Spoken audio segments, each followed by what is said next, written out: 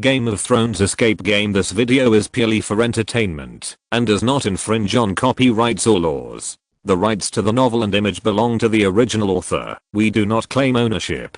Don't like waiting and want to listen to this fanfic in full now? Subscribe to our Patreon, where you'll find the best fanfics. Chapter 126. Sir Andrew Pole. The guy who destroyed the Tane gang was called Sir Andrew Pole, a hedge knight from Westeros. He also came to Pentos less than 3 months ago. His name was also in the report I gave you before. Hasru said. What is he doing now? Ian had no impression of this name. There were too many people in the report at that time. Except for a few with particularly outstanding experiences, Ian did not have time to study the others carefully. He is now a member of Suda Teteris's personal guard. He is recruiting proxy warriors for Suda in a small arena that has been reopened in the lower city. Wait. Hasru paused. You are not interested in him, are you? I warn you, don't think about looking for trouble with him. No. Ian suddenly realized that he might have been anxious just now, so he said calmly, I was just attracted by your story.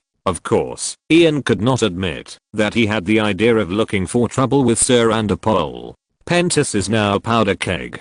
Suda Teteris and Prince Hazan, who represent the interests of the Volantis party and the Bravos party respectively, are preparing for a life and death duel between each other. If I, as a member of the Illyrio party, suddenly attacked the people in Suda's guards at this time, wouldn't it be equivalent to Illyrio openly standing on the side of the Bravos party and declaring war on the Volantis party? How could Illyrio allow this to happen? Ian took a deep breath. This news was a mixed bag.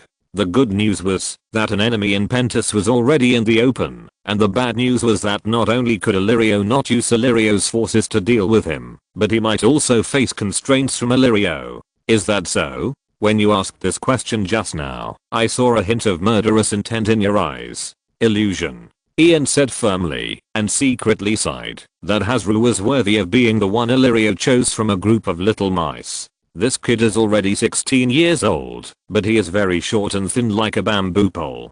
People who don't know him will think he is malnourished at first sight. In fact, he eats better than anyone else at Illyrio's place. It is also because of this image that he does not feel out of place among the poor children in the lower city. But such a half-grown boy can actually see the murderous intention hidden in Ian's heart when Ian has basically no emotional fluctuations. It must be said that he has amazing talent. I said that my purpose from beginning to end is only to help Derry solve his enemy Ginny Tem. Ian assured again. Ian gave up the plan to ask Hasru for further information about Sir Andrew Pole. It is unwise to use Illyrio's power to deal with this player who has already hooked up with Suda Teteris. He plans to use his Shapa shifting ability to possess a crow later and send a letter to Blackfall Condorian and Bronn, asking them to check the situation of this person first before making the next plan. Anyway, since coming to Pentos, he and his people have never had any contact with Bronn and his men, and no one can think that they have any relationship with him.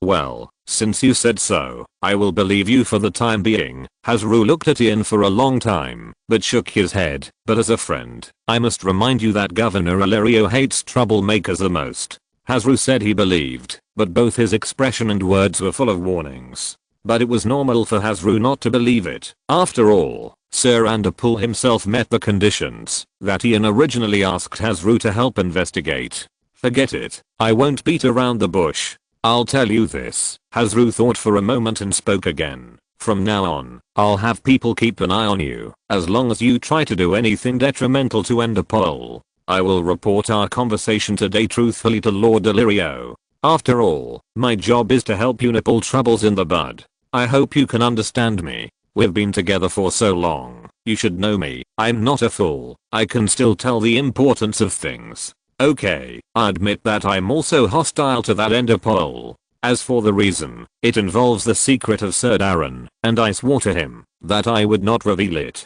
I understand the oath of your Westeros knights. Hasru nodded. Thank you. So what I want to say is that compared to Darren's personal grudges, the affairs of Governor Illyrio and His Majesty Viserys are the most important to me. If you need to inform the governor of all this, please tell him on my behalf that I will always be a trouble solver rather than a troublemaker. I swear to the 7 gods on the honor of the Derry family.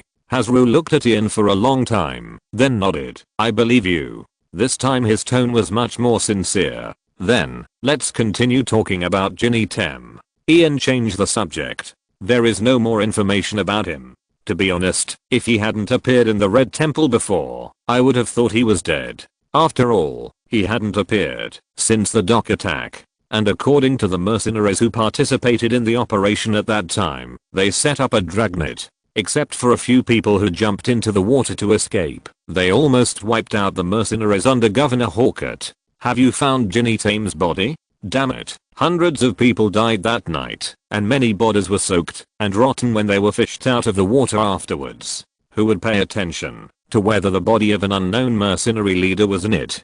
Hasru asked back. Is it unknown whether he is dead or alive? Ian thought that in this case, the person who appeared in the Red Temple might also be Tem's original ally or enemy. But no matter what, it must be a player, otherwise it would be impossible to say the word basketball. Anyway, that's all. If there is nothing else, I will leave first. I still have a lot of things to deal with. Okay, thank you for the news. If there is any new news, please keep an eye on it for me. Ian thanked Hasru again and sent him out. After returning to the room, Ian felt a little irritated. He didn't expect that Illyrio's neutral position would become the biggest obstacle for him to deal with the player named Enderpool. Ian is now even hesitating whether to use Bronn and others to deal with Enderpool. After all, Hasru's warning translates to if Enderpool encounters any accidents next, such as choking to death while drinking water or being struck by lightning, Lord Illyrio will blame you. Of course, even if Bronn and others don't take action, it should be no problem to let them investigate. Ian thought about it, quickly wrote a letter, then opened the birdcage in the room, and easily seized the consciousness of a raven. Chapter 127 White Sands Arena. Did you find out so quickly? Dorian the Black Falcon asked in surprise as he looked at Bronn who had returned so quickly. Sir Lucian's order was only to investigate the address of the arena, where Enderpool was, and the evaluation of his strength and status by the ordinary mercenaries in the arena. This won't take long. Bronn still called Ian Lucian. Like other mercenaries, he didn't know Ian's current identity. Just that? Dorian asked in confusion. He didn't read Ian's letter, because the envelope was addressed to Bronn. That's all. Sir Lucian didn't want anyone to know that we were investigating Enderpool, and in this city, he was not confident in the secrecy of our work. So I just asked a few questions to the mercenaries around me, while pretending to apply for Sudatetris's proxy warrior. As he spoke, Bronn looked around. By the way, how should we report the news to Sir Lucian? He sent the letter by Raven. Dorian replied. We don't have any damn crows, and even if we do, we don't know where they are. Bronn spat. That's not a problem, because just now, Dorian said, pointing to the black raven on the windowsill, it came to get it by itself. Bronn was stunned for a moment. Can crows be trained to this level? Don't ask me, I'm not a meester. I don't care if you are a meester or not. The question now is, can you write? Of course, I spent a long time learning it. After leaving the residence of Dorian the Black Falcon, Ian Raven first went back to Illyrio's mansion and asked Droll to take down Bronn's reply and throw it into the stove. He didn't need to read the content of the letter again because he had heard the necessary information from Bronn while waiting for Dorian to write. The player named Sir Enderpool is now in an arena called White Sands on Free Street in the lower city. It is one of the few remaining secret arenas in the city after Pentus was defeated by Bravus 91 years ago. 3 years ago, it became the property of Governor Cicito Morn, the slave trader. It was briefly closed when Pentus banned slavery in the previous few months. However, after Sudatetris and Prince Hasan officially declared war, Governor Cicito lent the arena to Suda and asked him to recruit proxy warriors here. And the player Sir Enderpool, as Suda's personal guard, is one of the assessors designated by Suda. According to the rules, after passing the preliminary round, the registered mercenaries can choose one of the 3 proxy warriors, including Enderpool, to challenge. As long as they can defeat one of them, they can replace the other party and obtain the temporary quota of Suda's proxy warrior, that is, become a new assessor. If they can persist until the start of the tournament, they can officially represent Suda to participate in the war. Suda's bounty for each person who successfully obtains the temporary quota is about 300 gold dragons worth of Pentus gold coins, and the bounty for officially participating in the war is about 1000 gold dragons worth of Pentus gold coins, which attracted countless mercenaries to rush to watch the excitement. There are not many people who really sign up. Suda wants real elites. If you don't have a certain strength, you will die if you sign up. They have been recruiting people here for half a month, and Sir Andapol has only fought 4 games in total. But just based on these 4 games, he left a deep impression on the mercenaries. The original words that Bronn heard to describe Andor were, "His swordsmanship is extremely superb, his fighting style is extremely vulgar, and his means are extremely cruel." In view of the fact that Andapol was qualified to represent Suda Titrius, Ian initially judged that this evaluation should not be exaggerated. In other words, this player's combat power is extremely high. He is likely to be the same as the gold-robed player in the Fleet Pit, and is a type of player with strong combat power in his previous life. After replenishing the attribute points by hunting players, he can directly exert combat power far beyond the board. Based on this, Ian decided to go to a game of Andor himself, in Raven form, to consider his specific level, in order to plan the next move. After letting roll take the letter, Ian Raven set off again, and flew to the lower city of Pentus. Soon, he came to the arena called White Sands. It was already bat time, and the sky was getting dark. A group of young nobles of the Volantis party had come to the VIP stand, ready to watch the night game that was about to begin. Ian did not hover too much, but stopped directly on a pillar next to the VIP stand. Looking down from here, you can just see 3 fully armed warriors standing in front of the VIP platform. If nothing goes wrong, they should be the 3 assessors of this arena. Then, Ian narrowed his eyes on the warrior standing on the far right. He guessed that this person was Andapol, because Bronn described him as having superb swordsmanship, and he was the only one among the 3 who used a sword. The other 2 used an arak and a long-handled axe respectively. After a while, the competition in the arena began. Unfortunately, none of the 3 assessors entered the arena. Judging from the number of people queuing in the arena, the remaining competitions today should still be in the category of preliminary rounds. Just when Ian's plan to watch Sir Andor's battle failed, and he was about to observe other things, he suddenly heard a word. Ambassador Oranto. Oranto is the ambassador of Bravos living in Pentus, and he himself has a very close relationship with the Iron Bank. In Ian's earliest plan, in order for Dragon Mother to gain Bravos as an ally as soon as possible when abolishing slavery in Slavers Bay, Oranto was the person he urgently needed to make friends with. Unfortunately, after Illyrio refused to help introduce him, Ian never found a chance to meet the ambassador. Suddenly hearing someone talking about him, Ian immediately flew down from the top of the pillar and landed on the balcony railing closer to the source of the sound. There were only 2 people on this stand, sitting side by side, talking in a low voice. Your plan worked, and the Sea King's palace agreed to let the 2 water dancers represent us in the war, but I don't understand it. I told you, Suda, the Sea King's palace will not allow those keykeepers, descendants of the founder of the Iron Bank, to seek the throne of Pentus. Marion wanted his son Hazan to become the real king of Pentus, which undoubtedly harmed the interests of the Sea King's palace and other keykeepers. For this reason, they would rather cooperate with us, the Volantis party. Suda was still puzzled. Unless Volantis is ruled by the Tiger Party, which hasn't won an election in Volantis for hundreds of years, these so-called Volantis party members in Pentus will always be small scale. Once the purple ship fleet goes south, it will crush us in a matter of minutes. Compared to us small shrimps, His Majesty the Sea King is more worried about his opponents in the Iron Bank becoming bigger. In the face of interests, the so-called enemy relationship is not always so clear. Chapter 128 Sea King Election. Does the Sea King who has 2 fleets need to worry about competitors? Suda Titulus asked. If the Sea King is healthy, then of course he doesn't need to worry about competitors. Unfortunately, the Sea King Ferragantalion's old injury has recurred, and is very serious. It has almost dragged down his body. He doesn't know how many years he has left to live. According to the rules, he needs to help the son of the governor who helped him run for the Sea King become the new Sea King. However, that guy's reputation among the keykeepers is far less than that of Tormo Frega. the brother of Prince Hazen's mother Marian Frege. Yes, for Tormo Frege. Letting his nephew Hazen become the true king of Pentos is a good bargaining chip for his election as the Sea King. The noble young man beside Suda nodded. You know a lot. My father never told me these things. Suda laughed.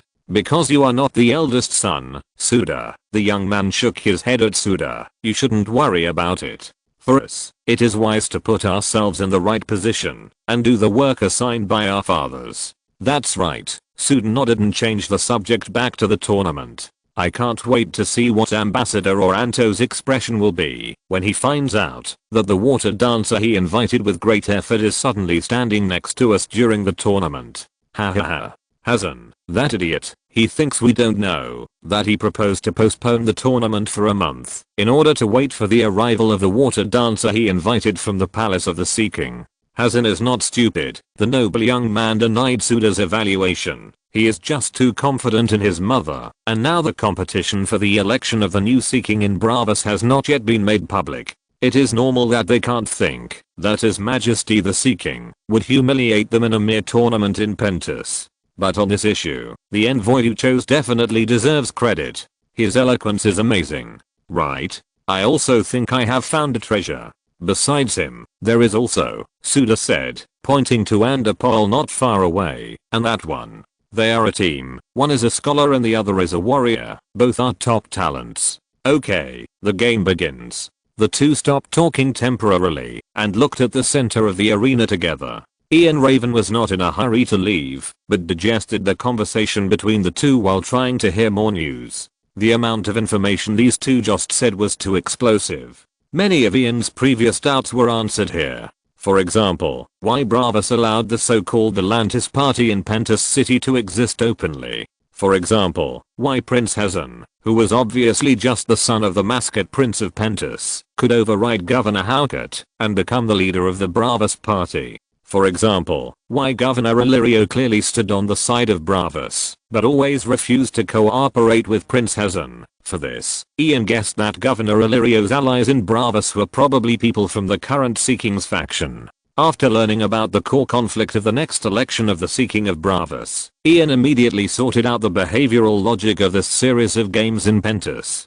At the same time, Ian also obtained some very important information for himself. First, there are at least 2 players in the player force of Vanderpool, one of whom had previously been an envoy of Suda, force, to the Sea King's palace and successfully persuaded the Sea King. Second, the 2 water dancers invited by Ambassador Oranto of Bufflos from Bravos, who were supposed to represent Prince Hazen in the war, have already turned to Suda's side under the intervention of the Sea King. Ambassador Oranto and his envoys are likely not aware of this news yet. If I don't intervene in this matter, then Hazen's side, which suddenly lost 2 water dancers during the competition, will inevitably fall into an irreversible disadvantage. In this competition, the rule of until all sides are killed in battle means that such a disadvantage almost means Hazen's death. In other words, if I make good use of this information, this is an opportunity to get a great favor from Ambassador Oranto and Prince Hazen. Furthermore, if Prince Hazen's uncle's faction eventually wins the election of the Sea King of Bravos, I will use this opportunity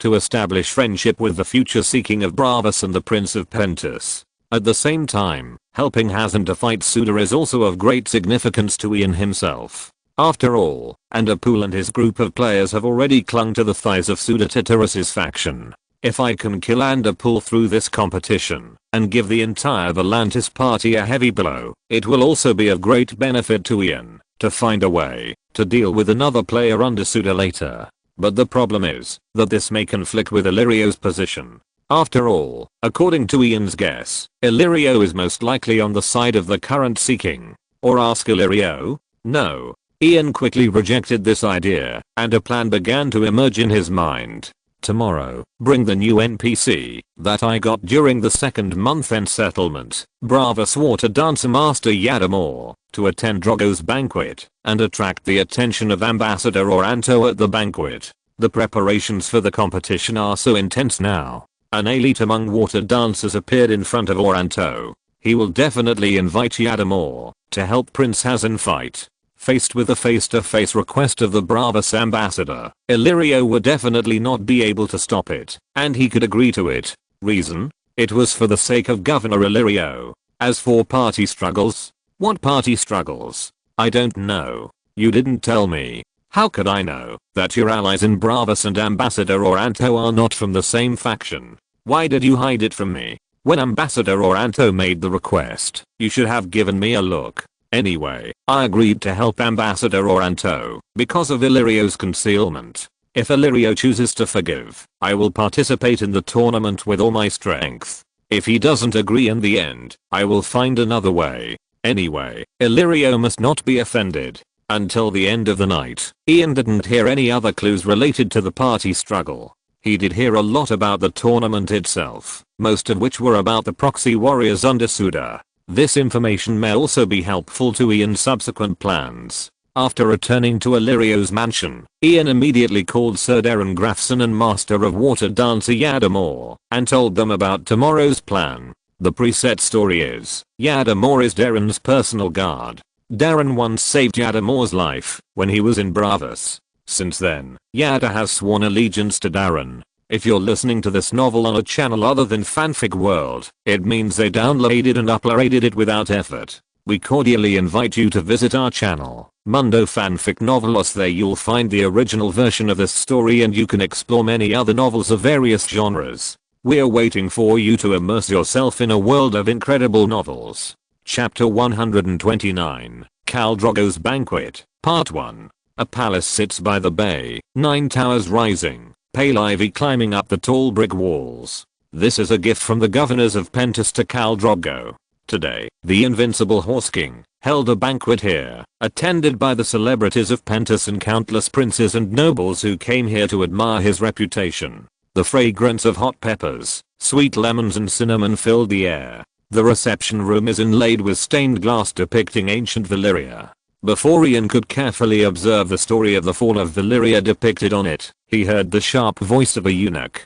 Viserys III of House Targaryen, King of the Andals, the Rhoynar, and the First Men, ruler of the Seven Kingdoms and protector of the realm. His sister, Dina is Stormborn, Princess of Dragonstone. His patron, Illyrio Mopatis, governor of the free city of Pentos, has arrived. Ian looked towards the door and saw a group of people walking into the hall. The one walking in front was a young man with silver hair. His purple eyes were looking forward as much as possible, and his resolute and haggard face was somewhat artificially serious. He was trying his best to look more like a king. Ian couldn't help but think. Behind Viserys was Governor Illyrio, who was dressed in luxurious clothes, and the petite Daenerys wore a dark purple silk robe, a crown on her head, and a golden bracelet inlaid with amethysts on her white arm. The heavy golden necklace engraved with the words of ancient Valyria on her neck made her feel overwhelmed. At this moment, she looked not like a princess at all, but more like a commodity.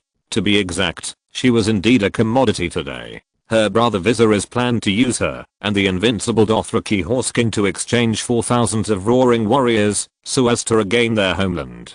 Dany followed her brother timidly, looking around in amazement. The entire stone pillar forest and the ivy-covered courtyard were full of people, including tall Dothraki khals, mercenary killers from various city-states, red-robed monks who did not believe in the 7 gods, and even the dark-skinned island owner from the Summer Islands. Illyrio whispered to them, "The 3 standing over there are Drogo's bloodridders. By the pillar are Khal Moro and his son Rorgoro. The man with the green pine nut is the brother of Lord Tirosh. And those are loyal ministers who have come from Westeros to serve you. The tall knight by the window on the left is Jorah Mormont, formerly the Earl of Bear Island. The one talking to the captains is Sir Darren Grafson. He is from Gulltown. I told you before that it was because of their loyalty to the Targaryen family that the Grafson family suffered a devastating disaster 2 months ago.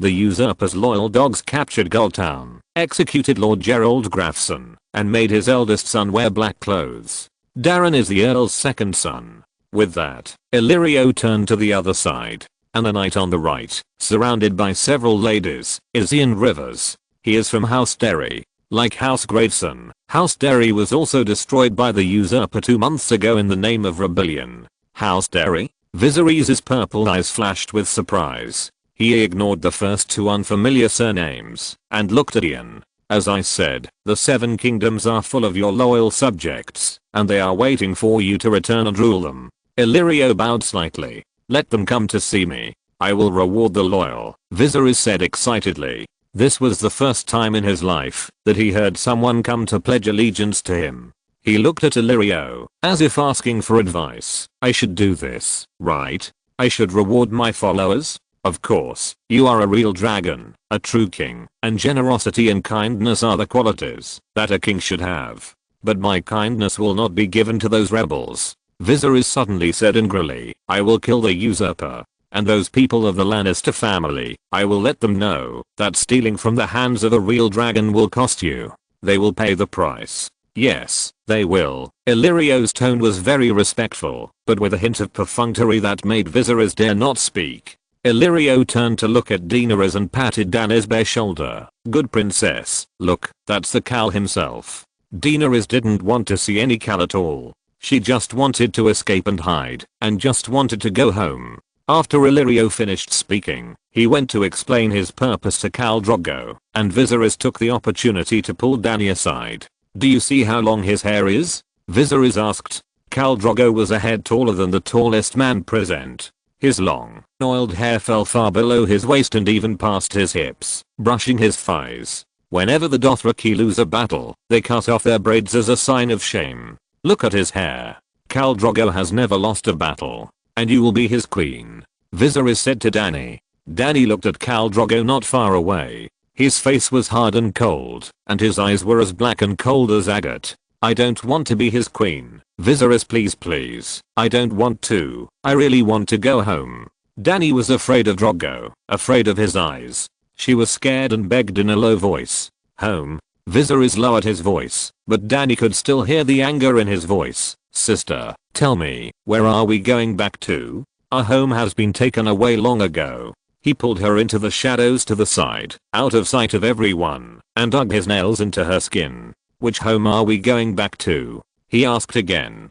Dany took a half step back, with only fear in her heart. The home she was talking about was actually Illyrio's house, but she also knew that the home her brother wanted to express was King's Landing, Dragonstone and the entire Lost Kingdom. Viserys' fingers were pinching tighter and tighter, forcing Dany to answer, but Dany just lowered her head and held back tears. My king, please allow me to express my blessings and highest respect to you on behalf of the Derry family in the Riverlands. Ian saw Viserys' dragon's fury not far away, and quickly got rid of the 2 ladies who were trying to chat with him, and came to Viserys. Ian's words solved Dany's dilemma, because Viserys immediately loosened his fingers on Dany, adjusted the collar of his silk robe, tried his best to make himself look more kingly, and then turned to Ian. You didn't mention loyalty. Viserys looked displeased. Chapter 130, Khal Drogo's Banquet, Part 2. The loyalty of the Derry family needs no words to express, my majesty. Ian bowed his head slightly, showing firmness and obedience. My 3 uncles died in the Battle of the Trident. They fought for Prince Rhaegar until the last moment. My other uncle William protected you and your sister, Ian said here, turning to look at Dany who had stopped crying, and the latter gave him a grateful smile. Protected you all the way to Bravos. And not long ago, my father heard the news that you were about to get a large army to counterattack Westeros, and he wanted to gather troops to join you as soon as possible, Ian said here, and tears suddenly fell. It's a pity that we were betrayed by traitors. My 2 brothers died in the battle, my younger brother was murdered, and my father was also executed by the usurper for treason, because the news leaked. I'm the only one left in our family. Loyalty is something engraved in our bones and flesh, your majesty, Ian said, drawing his sword and half kneeling on the ground. I, Ian Rivers, as the last descendant of the Derry family, hereby offer my loyalty to you. Ian's true feelings immediately attracted applause from the onlookers.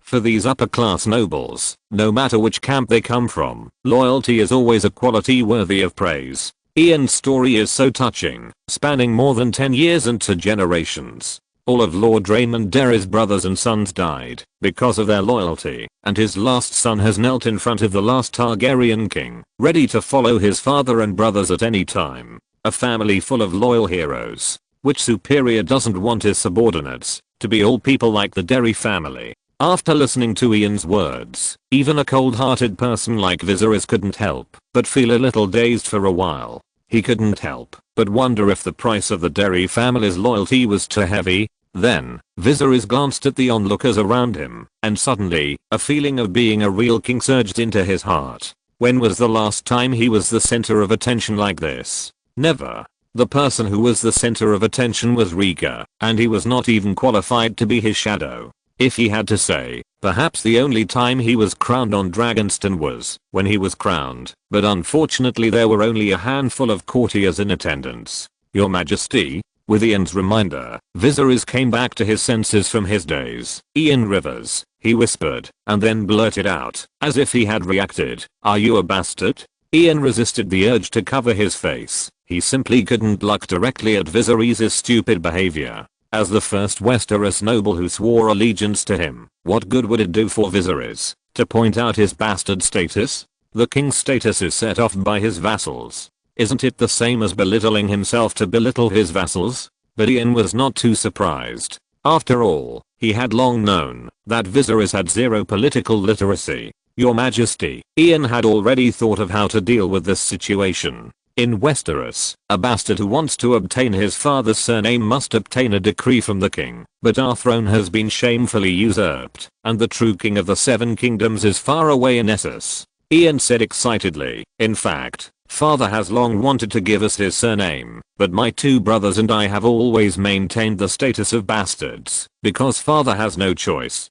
Can he still go find the usurper? Of course not. Viserys roared, I'm the only king of the Seven Kingdoms. No one can steal from a dragon, because the dragon will always remember. So I have to endure this shame until your Majesty grants me this honor, and allows me to legally inherit the mantle of the Derry family. Ian said as he presented his sword, my sword will only be swung for the legitimate king, and I will fight for you to my last breath. But. Viserys' fingers were trembling with excitement, and he said three good words in a row. You are the first person to swear allegiance to me, and you will be my most loyal friend.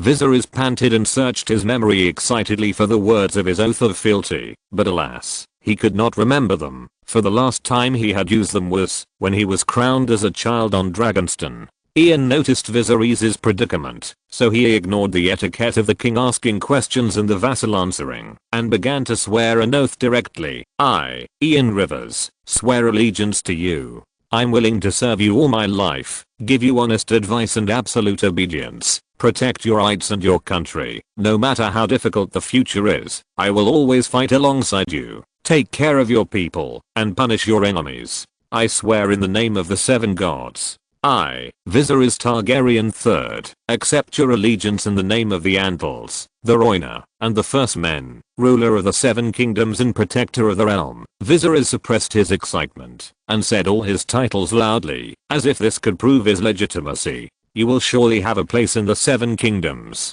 Get up, Earl, in the name of Ian Derry, when the day comes that the true dragon returns to the throne. After listening to the prompt sound from the system, Ian slowly stood up and looked at Viserys with an almost fanatical look. Viserys nodded blankly and then repeated, when the real dragon returns to the throne. The next moment, the whole audience applauded. Even Khal Drogo, who came close, stopped and nodded to Ian in appreciation. After listening to Illyrio's translation of the conversation between Ian and Viserys, looking at the reactions of the people around him, Viserys suddenly had a very wonderful experience, which was a feeling he had never had before.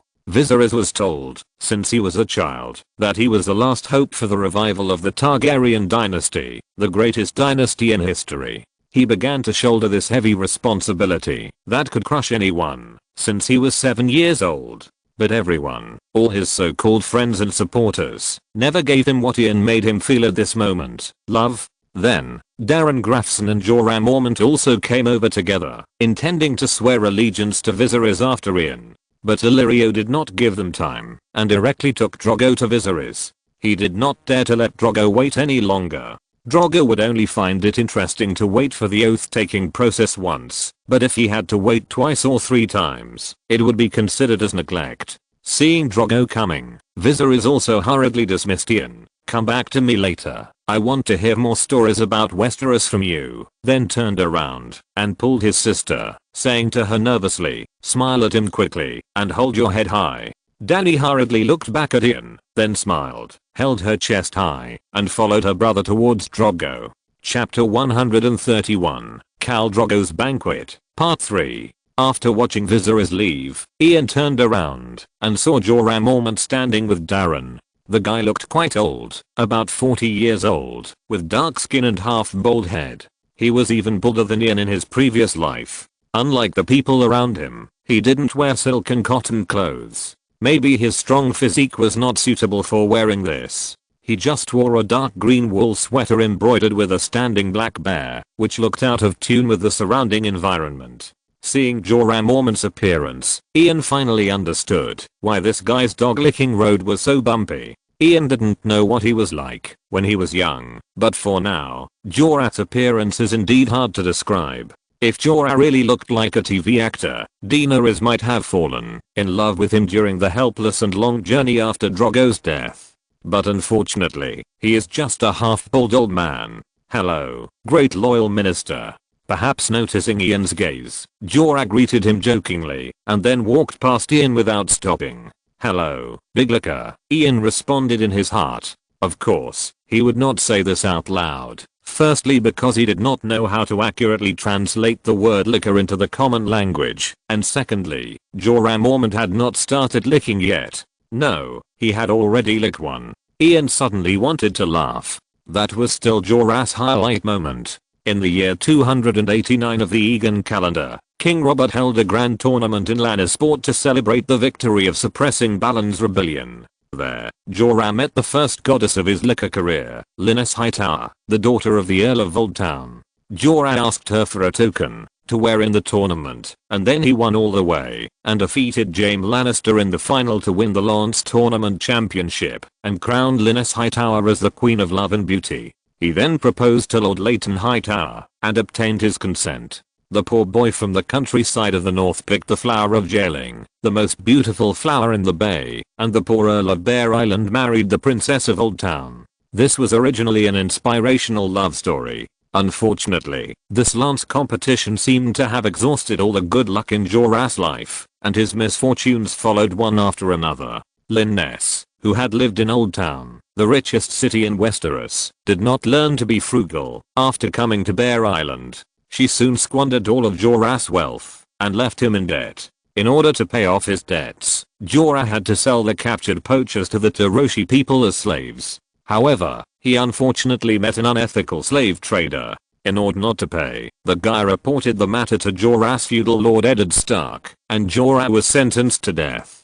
Before Eddard came to Bear Island, Jorah took Lyness away overnight and fled all the way to Lys. They soon ran out of money, so Jorah had to become a hired knight to make money. Soon, even greater misfortune befell Jorah again. His wife ran away with Lys's trade governor. In the days that followed, Jorah traveled between the free trade cities and even traveled west of East Dothrak, the city of the Horse King, but his life did not get better until Varys contacted him. Then it was the familiar plot. Jorah found a new goddess and rekindled his dog-licking soul. Shaking his head, Ian held back his smile. Just as he was about to go up and talk to Jorah, he suddenly noticed that 3 people who looked very high in status were walking towards him. So Ian stopped temporarily. Mr. Yadamore, I didn't expect you to be in Pentos too. The other party ignored Ian and said directly to the water dancer beside Ian. Perhaps because he was asking for help, his attitude was very respectful. Sorry, I don't know who this gentleman is? Yadamore asked stupidly. My name is Oranto Landstein, the ambassador of Bravos to Pentos. You may not know me, but I have seen you fight in the Sea King's palace. Your water dance is really exquisite. Ambassador Oranto smiled. Oh. Yada nodded casually. Oranto was coldly treated, but he was not embarrassed at all. He just continued to introduce Yada enthusiastically to the people behind him. Mr. Yada is a master of our Bravos water dancers. Before he left the Sea King's palace, he only lost to the chief swordsman once. After that, he pointed to the 2 people behind him and said to Yada, this is Prince Hazen Moharis and his fiancée Miss Delafu Hawkett. Prince Hazen is the son of the keykeeper Lady Marian Frege. Oranto finished speaking and whispered in Yada's ear. Ian looked over when he heard the words. The man called Prince Hazen was wearing a fine satin robe, a gorgeous jeweled belt around his waist, and an ivory-handled scimitar hanging on it. His eyes were sharp, like an eagle or a snake, with a strong aura of a superior. Hazen's aura was different from Illyrio's. Illyrio was strong and restrained, and his tone was gentle, but it made people feel nothing but disobedience. But Hazen was purely sharp. As long as he stood in front of you, you would feel an invisible oppression. Beside Hazen, Delith Howcard was wearing a purple off-shoulder evening dress. The close-fitting tailoring just highlighted her exquisite figure. As the two approached, Ian could vaguely smell the faint scent of natural spices coming from her. What a pair of talented men and beautiful women. Ian secretly sighed, just looking at their appearance. These two would not lose to Viserys and Daenerys just now, and even because Dany had not yet fully developed, she was far less attractive than Delith in front of her. No wonder Suda Tetris was so angry after his fiancé was robbed. Ms. Marian Frege, the richest keykeeper of the Iron Bank? I've heard of. Prince Hazen, right? Yada slowly saluted. So, what do you want from me? Mr. Yada. This time it was Prince Hazen's turn to speak in person. Unlike what Ian expected, his voice was not as domineering as his temperament, and even gave people a sense of warmth. Welcome to Pentos. I wonder if I have the honor to invite you to the dinner at my mansion tomorrow. Let us do our best to be hosts. Hazen did not rashly invite Yada to fight for him, but tried to make friends with him first, by inviting him to a banquet. This was not good for Ian's plan. Ian wanted to finalize the agreement on the spot, and not give Illyrio a chance to stop it. If he waited until tomorrow, Illyrio would have enough time to tell him the interests involved. Unless he went against Illyrio, he would lose the chance to kill the player and a poll. Chapter 132, Khal Drogo's Banquet, Part 4. Ian didn't know why Andapol would personally participate in the battle. Perhaps he was absolutely confident in his own strength, and knew that the two water dancers on Hazen's side would rebel on the spot, so he felt that the risk was very low. Or perhaps he didn't want to participate in the competition in his heart, but because he had joined Suda's army early, Suda asked him to participate in the battle. He had to participate in the battle, because all the forces in his hands were linked to Suda, and he couldn't give up. In short, since Ian couldn't use Illyrio's power to deal with Andor, such a competition witnessed by the two parties in Pentos, which would not end until all the parties on one side died in the battle, became the best stage for him to kill Andor. Because Ian didn't know how many cards Andor had accumulated in his hands by managing Suda's power, and how many arrangements he had in Pentos. If he only used the few people of the Black Falcon mercenaries, Ian would not only not be able to guarantee the success rate of killing Andor, but also had to worry about Illyrio finding out that he had a relationship with the Black Falcon mercenaries, and then being suspected of being related to the missing solution. In comparison, it was much easier to kill Andor in this competition. After all, Ian now has the key information that two water dancers will rebel on the spot. With deliberate actions, they only need to give the two water dancers a delayed acting poison before the game, so that the two can lose their fighting power after surrendering to Suda Tetris. In this way, at least one of Suda's proxy warriors can be directly abolished. If the first water dancer is found out after the drug takes effect, Suda will definitely change people, and not let the other water dancer go on stage. In this way, the actual number ratio during the competition is 7-6. In addition, before coming to the banquet, Ian had already asked Bronn to go to Suda's White Sand Arena, and asked him to apply for Suda's proxy warrior as for the target. Ian let Bronn judge for himself. If Bronn is absolutely sure to kill Andor, then challenge Andor directly. If he can kill Andor Pool directly, then the rest of the matter will be a province. If not, then let him choose an assessor he can kill, replace the other party's position, and kill as many potential applicants as possible. As for whether Bronn can get a place as a substitute warrior, Ian is not worried at all. This guy's fighting power is basically the top level of humans, except that he is not as good as a few monsters. When the official competition comes, Ian will treat him with his own way and let Bronn change jobs on the spot like the two water dancers. By then, Suda will have to temporarily choose a substitute warrior with weaker fighting power to fill Bronn's vacancy. Just here, Ian has already abolished Suda's place and seriously weakened 2 places. The substitute fighting power of the replaced water dancer is definitely not as good as the water dancer. After that, Ian also had the water dancer master Yadamor, the super S-class knight Kes, and Jorah Mormont, who was confidently tricked into boarding the ship, and whose combat power might also be very strong. After all, Jorah becoming the champion gladiator of Meereen is a story in the TV series, and his actual combat power remains to be considered. If the risk is appropriate, Ian can also put them into the game. Anyway, Suda's men will lose 3 places at the beginning. If there is enough winning chance, Ian will increase the probability of his men killing Ender by sending his own men into the field, thereby gaining points and seizing Ender's system resources. Of course, if the subsequent intelligence shows that Hazen is not so sure of winning and the expected casualties are unclear, Ian will not let his men other than Yadamor and Bronn fight for Hazen. After all, he only needs to ensure Hazen's victory, and there is no need to let his own people bear casualties. After the competition, Ian can find a chance to tell Oranto and Hazen the information about the player who helped Suda go to the Sea King's palace. Hazen's mother will definitely not let this guy who persuaded the Sea King to rebel against the 2 water dancers and almost killed Hazen go. It is possible that she will send the faceless men to deal with him. Hazen's mother is the richest keykeeper in the Iron Bank, so there is no need to worry that she can't afford to hire the faceless men. In short, if this plan succeeds, Ian will at least achieve 3 goals. First, eliminate the player forces of Anders' faction that have developed well in Pentus and tried to get involved in the party struggle in Bravos. Second, make friends with Ambassador Oranto and Prince Hazen and let them owe him a huge favor. Regardless of whether Hazen's uncle can be elected as the Sea King in the end, Hazen's mother is the richest keykeeper in the Iron Bank after all. On the issue of whether Bravos should form an alliance with the future abolitionist of Slaves Bay, as long as they speak for Ian, Bravos can hardly find a reason to refuse. As long as the Purple Fleet of Bravos can go south to threaten Volantis, the dilemma that Longmar will face in Meereen in the original book will be solved, as long as Volantis does not participate in the war. Just the alliance of Young K and New Ghis, Ian said frankly, he has the confidence to hang the other side up.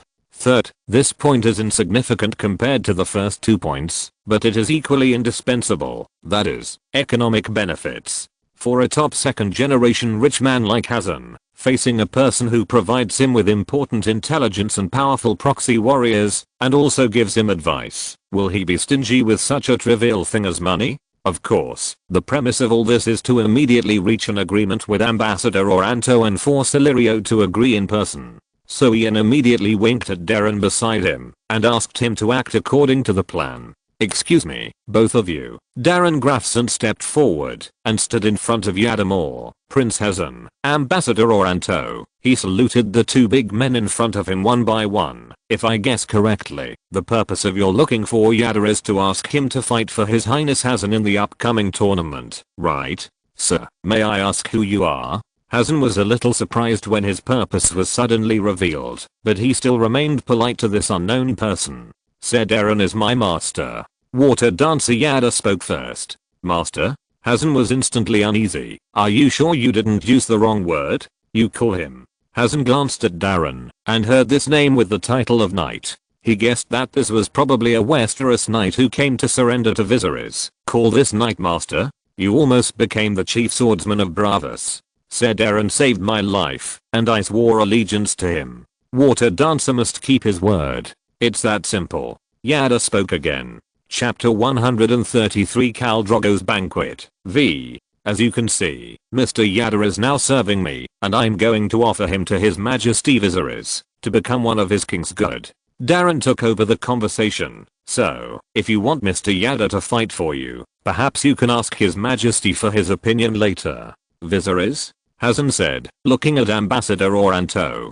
Hazen had never dealt with the Beggar King, but he had heard a lot of negative rumors about Viserys, and he had always regarded him as a joke in his heart. He didn't expect that there would be a day when he would have to ask him for help. However, before Oranto could respond, Ian spoke to Darren in a deliberately lowered voice, but just loud enough for Oranto and Hazen to hear. Governor Illyrio has reminded us not to get involved in anything related to the factional strife in Pentus. Lord Derry, I admit that I admire you very much. Your wisdom and talent convince me, so for a long time before, I have almost played the role of your subordinate. Darren looked at Ian and said very seriously, but now I must remind you that we are vassals of His Majesty Viserys, not Governor Illyrio. There is no conflict. Ian retorted subconsciously, then quickly stopped and stretched out a hand to Darren's shoulder. We'll talk about these things later. I'll explain them to you clearly. However, Darren slapped Ian's hand away with a pop, and his attitude was very firm. In any case, on this issue, I only obey the orders of His Majesty Viserys. Ian's face darkened in an instant.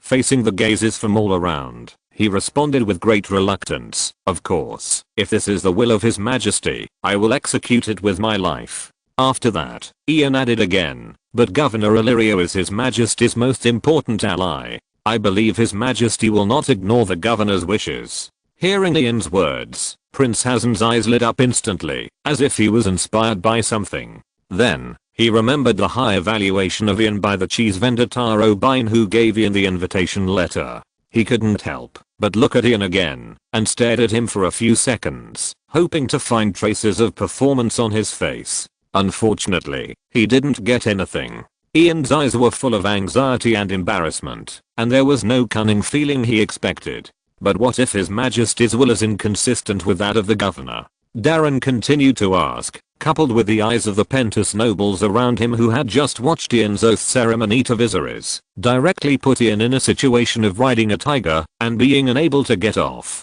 Then I will naturally be loyal to His Majesty. Ian was forced to answer. Darren nodded after getting a satisfactory answer. Lord Ian Derry, Ambassador Oranto waited until the conversation between Ian and Darren was over before speaking. I can assure you that Illyrio will not object to this, let alone embarrass you. Ian was a little surprised, because according to his speculation, Ambassador Oranto should be in opposition to the people behind Illyrio in the party struggle in Bravos. But Oranto could say it so confidently, which made Ian have to wonder if his speculation was biased, or if there was something hidden that he didn't know. I hope so. Ian did not ask, and his attitude remained polite, but his mood was obviously not very good. Ambassador Oranto did not say much, but took the opportunity to continue talking to the water dancer Yada. At this point, Ian breathed a sigh of relief, because his first stage of performance had ended. Even though Illyrio later asked his spies about the details of the incident, I always stood on Illyrio's side. As for the final statement, it was completely forced. Now it all depends on whether Prince Hazen and Oranto understand my hint, and whether they can convince Viserys. Illyrio and others' conversation with Drogo did not last long, and soon they returned to their original position with Dany. Oranto and Hazen did not rush to greet them directly, but let Darren and Jorah, who had been waiting for a long time, step forward to swear allegiance first. Watching their allegiance ceremony, Ian suddenly felt someone pulling his sleeve. He turned around and saw Dany's little face with a hint of nervousness. Your Highness. Ian saluted slightly. Sir. Dany returned the salute unskillfully. She had learned the etiquette of Westeros, but she had never had the opportunity to use it. You are my brother's knight now, right? Dany asked in a low voice, with a hint of hope in her violet eyes. Your knight too, Your Highness. Ian flattered habitually, but when he saw Dany's delight at the moment she heard this, he suddenly felt a little complicated. He couldn't describe the feeling, which was an instinctive discomfort. He didn't feel this way when he lied to Viserys, but it was just discomfort. For Ian, who had been in the world of ice and fire for almost 3 months, the bottom line was no longer in his dictionary. To paraphrase a famous saying, that was not suitable for the person being quoted. Lying, cheating, and stealing. This is the essence of the game of power. Are you a relative of Uncle William? Are you all from the Derry family? Dany had no impression of the Derry family. She only remembered the burly grey-bearded man. When the rebel fleet attacked Dragonstone and began to massacre, it was the knight named William Derry who led 4 dead men into the nursery, saved her and her brother, and took them to Bravos. Accompanying it was the best memory of Dany's entire childhood. Dany still remembers the red painted door of the big house in Bravos and the lemon tree outside her bedroom window. Yes, Ian replied, but I don't actually have any impression of him. This was the truth. Ian's impression of the night only remained in Dana's memories from the book, but he had thought of an explanation. I was too young when the War of the Usurper happened, and I didn't know what happened. The only thing they and I had in common was the loyalty running in our blood. Yes, Uncle William is a loyal knight. Dany nodded in agreement. You too. Dany obviously believed Ian, even though they had been on the run, all the way from Bravos to Mia, from Mita to Rosh, and later to Quahir, Volantis and Lies, and finally settled down in Pentus.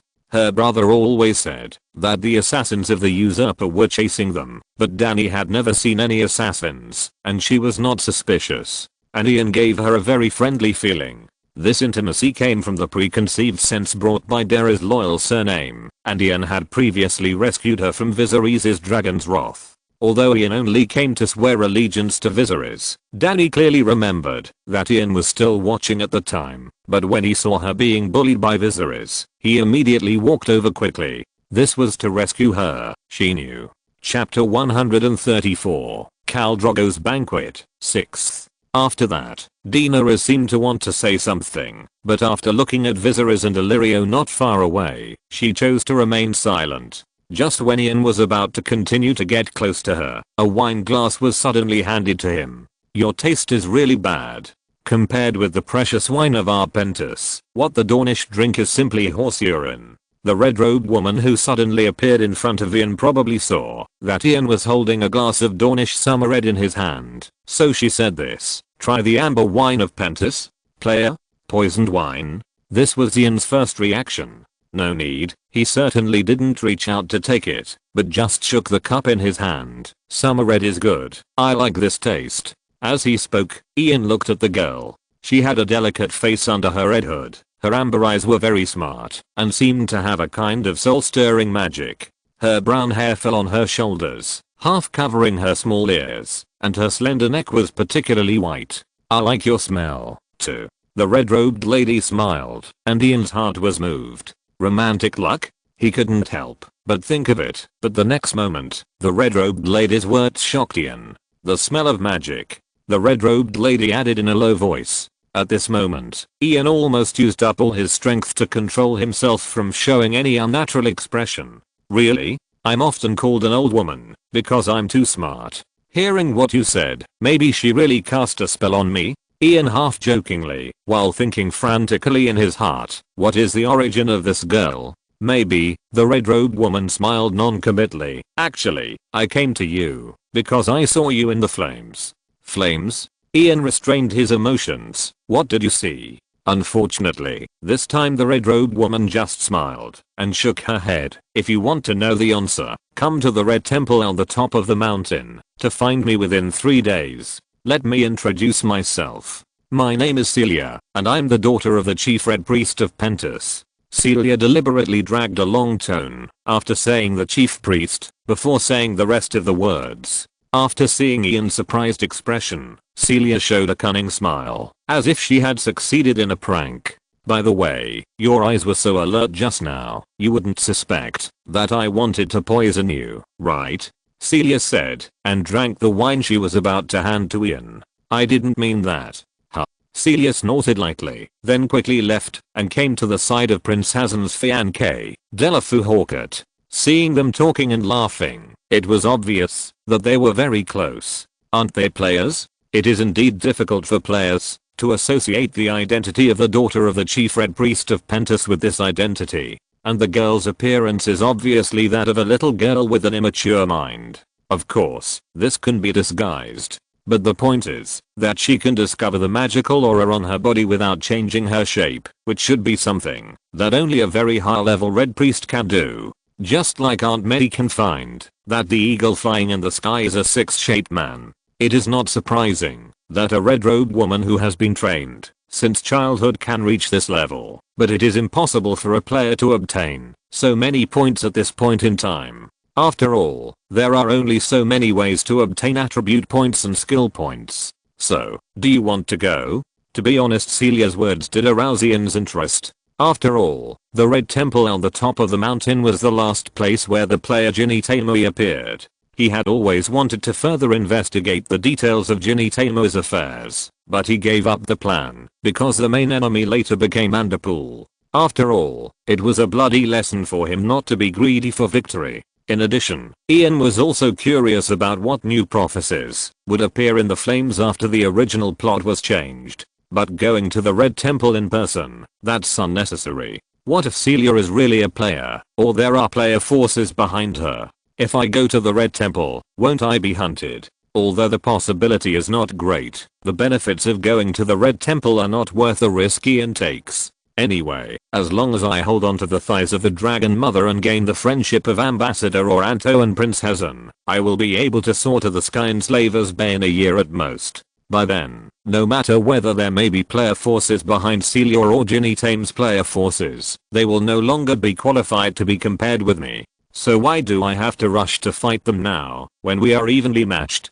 Fighting across levels and winning with fewer people is very exciting and cool. That's a fantasy story. The Game of Thrones emphasizes bullying the few with the many, using the strong to bully the weak, and bullying others with power. In the end, Ian decided to ignore Celia's invitation and just let the big rat check this woman. If there are further clues, we will analyze them in detail. Then, he looked at Viserys again. At this moment, Darren and the other two had finished their oaths, and Prince Hazen and Ambassador Oranto had already walked in front of Viserys. Congratulations on gaining these outstanding loyalists, Your Majesty. Oranto used honorifics to Viserys without hesitation, which was a cost-free investment. Who are you?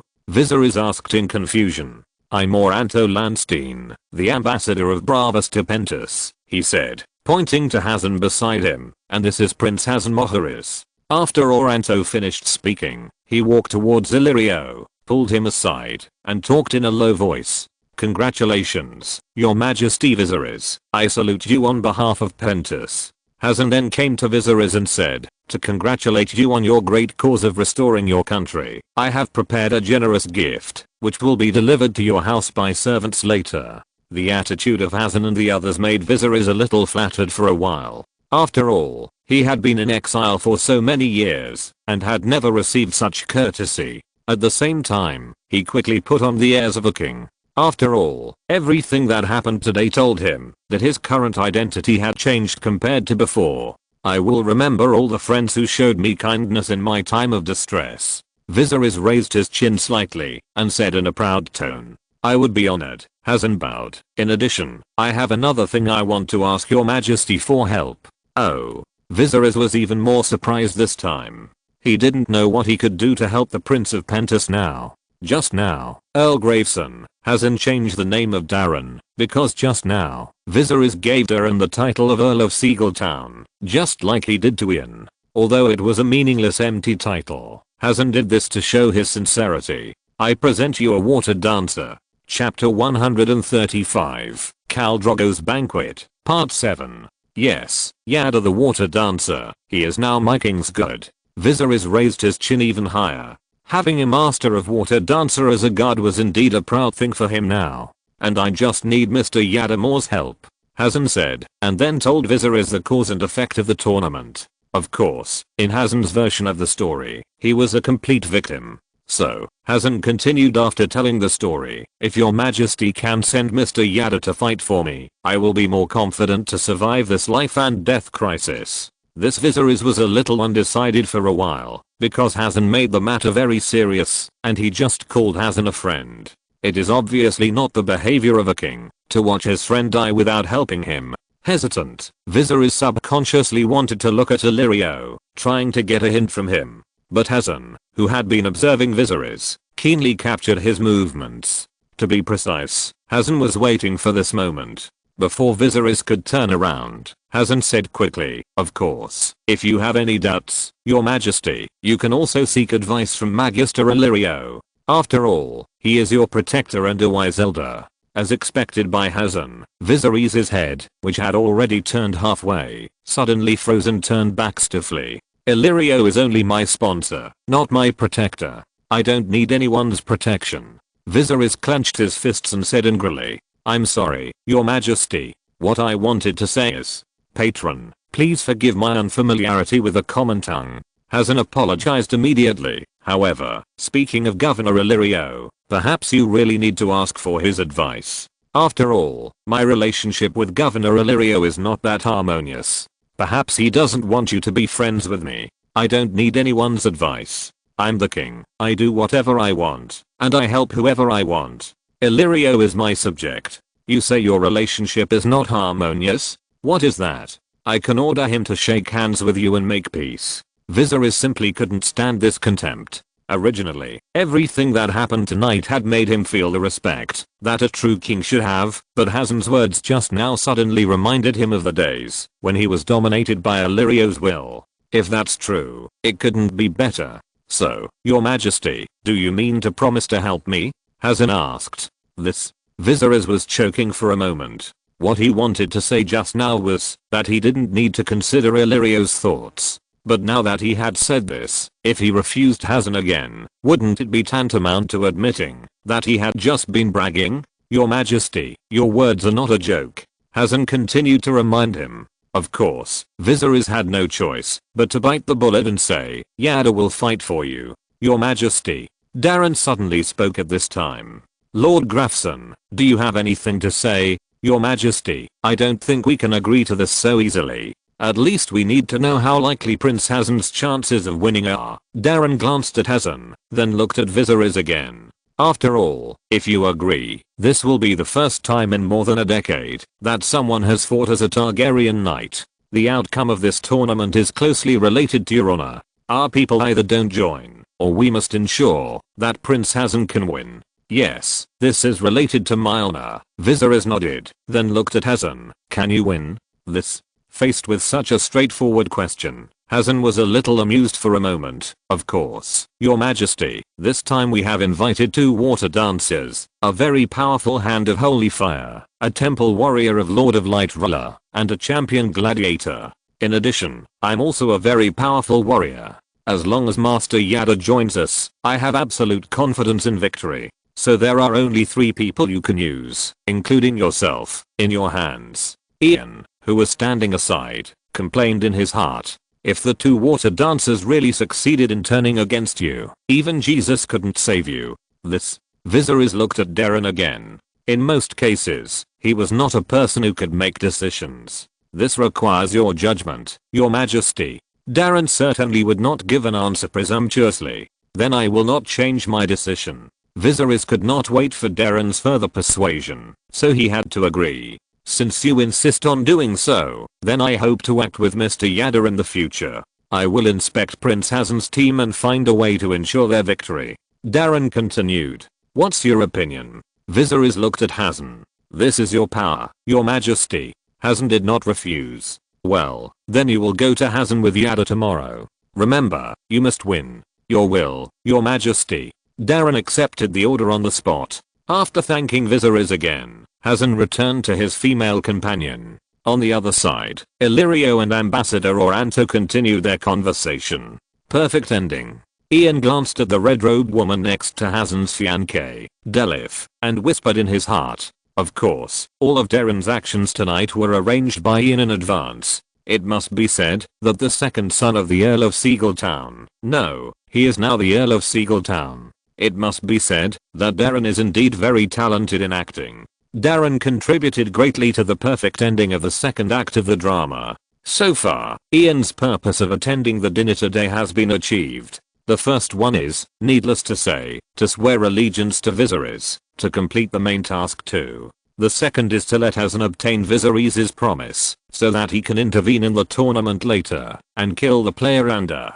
The third is to make Darren the direct promoter of the matter of Yada helping Hasan to fight. After all, both himself and Darren are characters who did not appear beside the Dragon Mother in the original book, and the players in Pentos will definitely doubt their identities. And just now, Darren was so eager to help Hasan win the competition with players among his opponents. In the eyes of Ander and other players, this action almost confirmed the fact that Darren Grafson is a player. Although Darren's confirmation that he is a player does not reduce the suspicion that he is a player, pushing a target like Darren to the front can give Ian the opportunity to lure the snake out of the hole. No matter who makes a move against Derry next, he can find out his tail. Rules for additional updates. For every additional 100 average subscriptions per month, one additional update will be added next month. If you're listening to this novel on a channel other than Fanfic World, it means they downloaded and uploaded it without effort. We cordially invite you to visit our channel, Mundo Fanfic Novelos. There you'll find the original version of this story and you can explore many other novels of various genres.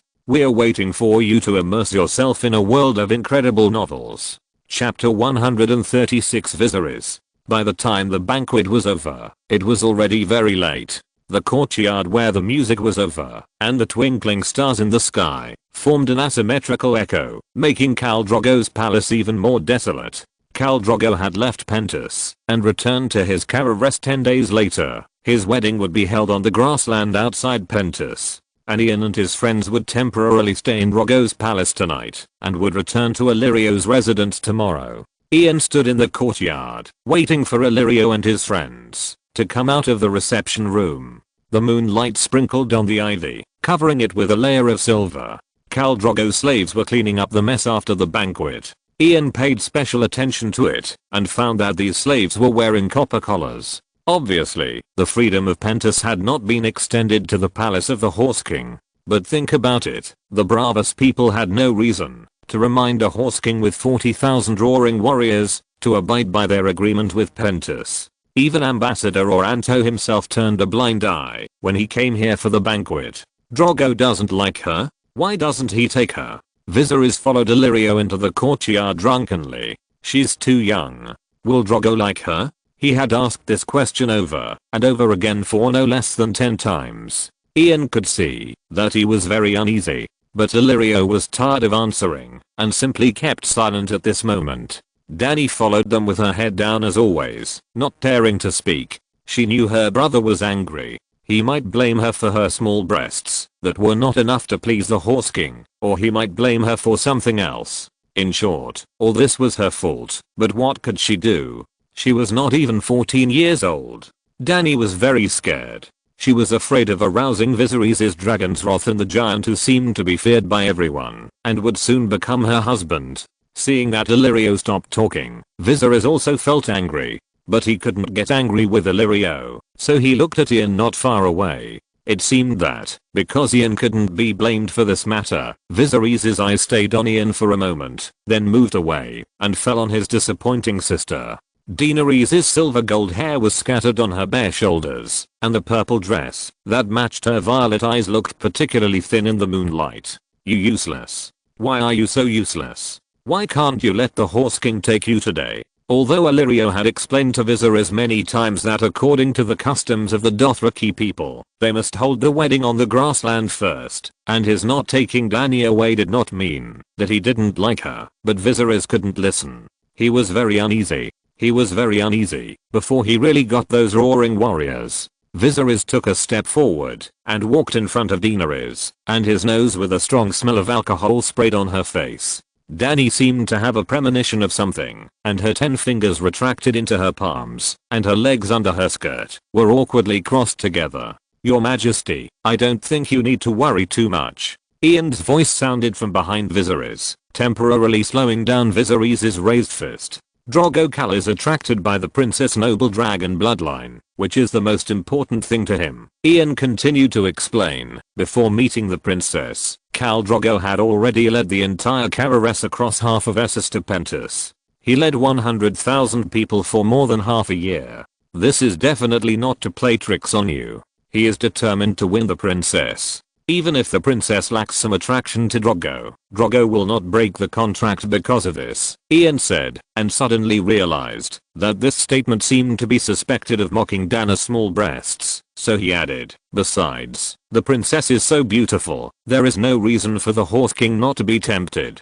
So, am I really worrying too much? Viserys was convinced by Ian at once. Illyrio did explain a lot just now about the Dothraki traditions and all kinds of messy things, but Viserys simply couldn't listen. In contrast, Ian's straightforward explanation touched Viserys. Drogo took 100,000 people to come here for more than half a year, so would he care about the superficial size?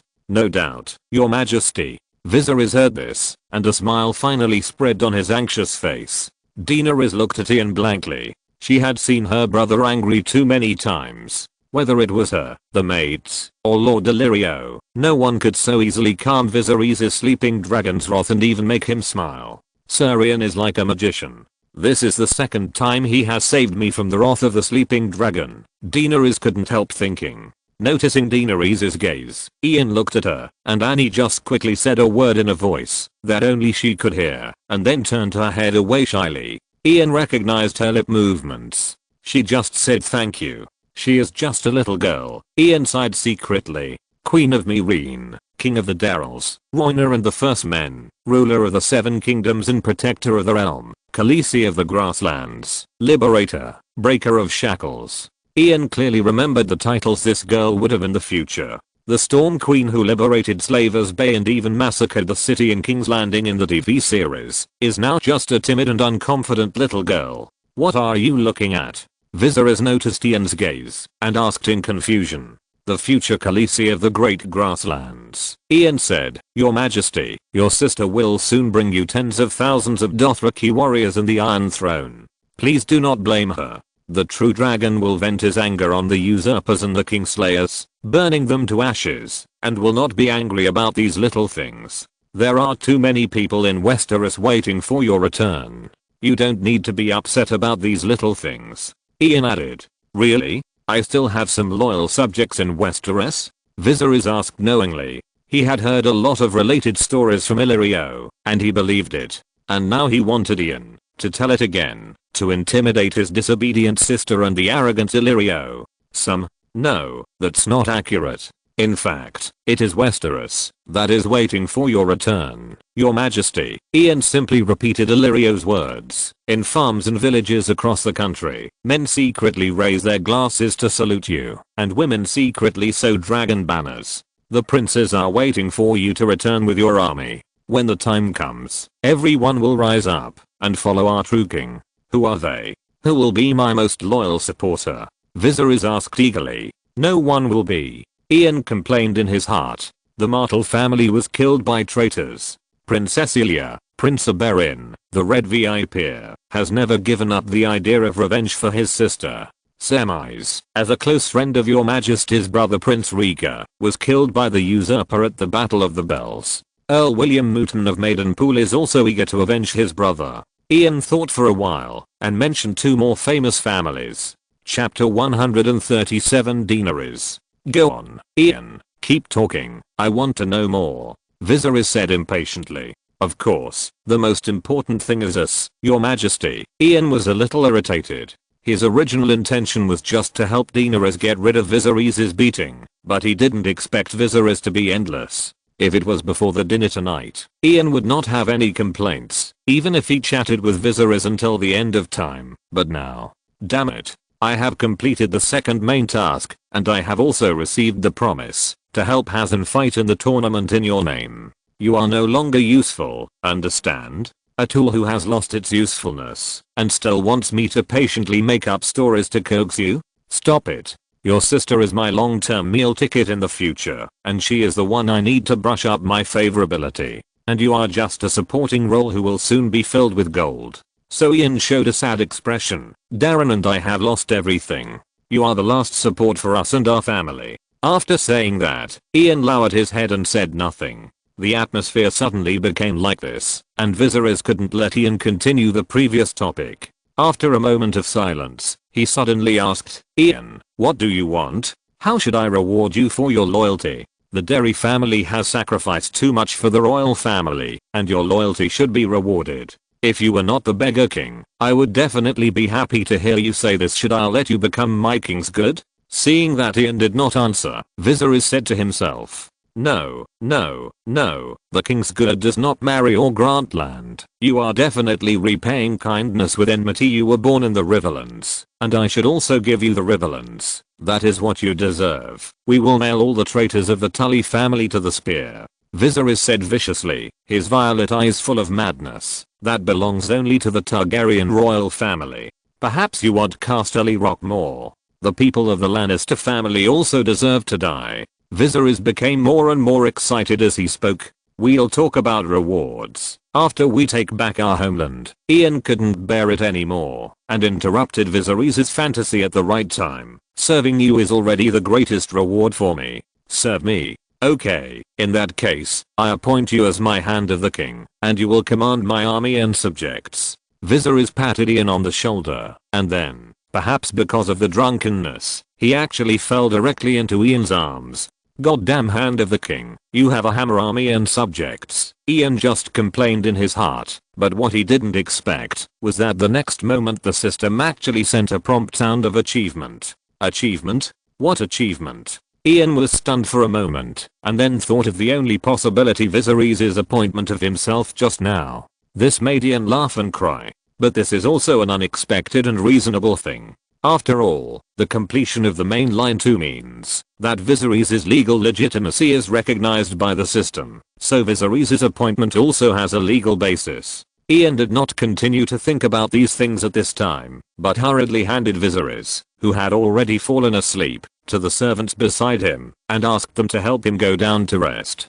Governor Illyrio. Ian called Illyrio, after getting rid of Viserys. Something happened at the banquet just now. I think I should report it to you. No need. In fact, when Noranto deliberately dragged me away from Viserys, I already knew their purpose. Illyrio paused. Like this, we will have dinner together tomorrow morning, and I will talk to you in detail about this matter. As you wish. Ian would naturally not refuse. Then, Illyrio also left.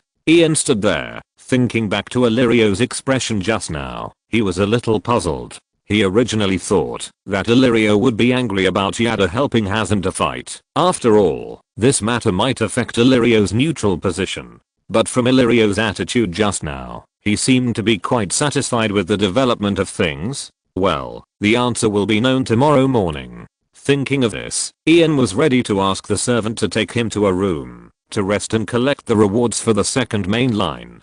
But when Ian turned around, he found that Daenerys was still there. Why don't you go back to your room to rest, my little princess? Ian knew that my little princess was William Derry's name for little Dany, and he used such a name to evoke Dany's memories and increase her favor. I can't sleep. Dany pursed her lips. I will marry Drogo soon. My brother said he is the reincarnation of Dragon King Aegon, and he will help us take back our throne. He will. Ian could only answer like this. But he is so scary. Everyone is afraid of him. I can see it. Dany spoke out the fear deep in her heart. She didn't dare to tell her brother these words, which would only awaken a sleeping dragon's wrath. She couldn't tell Illyrio even more, because everyone knew that Illyrio's friendship with them was just for other purposes. She could only suppress her fear in her heart alone, but her intuition told her that she could trust the knight in front of her, so she couldn't help but vent. But after Ian heard her complaints, his first reaction was, what's the point of telling me all this? It's as if I can still ask you not to marry the Horse King. The next moment, Ian was stunned. Is it possible? It seemed that he had never considered this issue at all, and even his entire plan was based on the plot of Daenerys marries the Horse King. The Horse King dies. Dany hatches dragons, and then uses dragons as bargaining chips to seize the city in Slaver's Bay. But if you really want to think about it, impossible. Ian came to the conclusion almost instantly. In the city of Pentus, stealing Drogo's bride in front of Illyrio, who started out as an intelligence agent? What a joke. So, Ian adjusted his mentality. Your Highness, what can I do for you? As long as you give the order. Ian's seemingly sincere words stunned Daenerys. What can Ian do for her? He is just a knight who has obtained an empty title of Earl, and he just complained casually. Drogo will treat you well. You are his bride, the Khaleesi of the Prairie. He will protect you. Ian comforted her at this time. Really? Dany asked suspiciously. Do you believe me? Ian smiled gently and touched Dany's head. At this moment, there was only a helpless little girl in his eyes, not the future queen. Dany did not resist Ian's usurpation. His hand was like Uncle William's hand, soft and gentle. Dany thought so, and then she nodded, expressing her trust in Ian. Go and rest, Ian said to her. Everything will be fine. Oh. This time Dany nodded obediently and left. Looking at Dany's back as she left, Ian couldn't help but sneer. Nothing will be fine. According to the plot of the original book, your suffering has just begun, and your life will be accompanied by pain and betrayal. But fortunately, in the timeline of this life, all your suffering will end the moment the dragon is born. Thinking of this, the previous idea once again inexplicably came to Ian's mind. Is it possible? Theoretically speaking, the most important value of the dragon mother to him is the claim and the ability to hatch dragons. As long as the dragon eggs can be found, it is not necessary for her to marry Drogo. Even if she had not had the experience of being Drogo's Khaleesi, she would not have developed the habits of those superiors. For himself, it is more conducive to control. After all, it is always easier to train a timid and cowardly exile than to train a queen who is used to calling the wind and rain. It's a pity that Ian has no capital to change the current situation. In the end, he rejected this idea. He couldn't take a meaningless adventure. But on the way to the bedroom of Drogo's palace, this question kept hovering in Ian's mind and lingered. Is it possible? Chapter 138 Unexpected Gains. After taking a bath, Ian felt much more awake. He also threw away those absurd thoughts just now. Lying on the big soft bed in Drogo's palace, Ian logged into the system interface and began to check today's gains. He clicked on the emails in the mailbox one by one. Complete the main task 1 Lord. Get 20 points. 5,000 gold dragons. Successfully enter the Royal Council. Achieve the primary achievement Road of Nobility. Promotion to obtain 3 skill points. 5 points. 1 basic skill self-selected. Scroll successfully become the Hand of the King. Achieve the intermediate achievement Road of Nobility. Under 1 person to obtain 20 points. 1 skill upgrade scroll. This scroll can upgrade any skill below legendary by 1 level. Fuck. Seeing this, Ian's heart skipped a beat. 2 achievements? This is really a pleasant surprise. Ian was already very happy that Viserys' appointment of Hand of the King could achieve an achievement, but he didn't expect it to be directly done to the intermediate level. And judging from the settings of these 2 achievements, the advanced achievement of this route should be Become the King. If everything goes well, Ian may be able to achieve this achievement in a short time. Continuing to flip back, Ian saw another familiar term in the next email. Achieve B-level highlight operation and get 10 points. Highlight operation? It appears again. Ian paused and then called out the auxiliary AI in his mind. What exactly is this highlight operation an evaluation of? Why hasn't it been there before? Highlight operation is a comprehensive evaluation of the player's entire stage. The AI replied. What is the basis for dividing this stage? Each level of main quest is a stage. In other words, this is my overall rating for the entire stage from completing the first blood quest to today. Only B level? Ian frowned. He was dissatisfied. That's right, but Annie just gave a positive answer. Highlight operations are divided into 4 levels, and the rewards are 1 point for D level, 5 points for C level, 10 points for B level, and 50 points for A level. Ian gently held his forehead.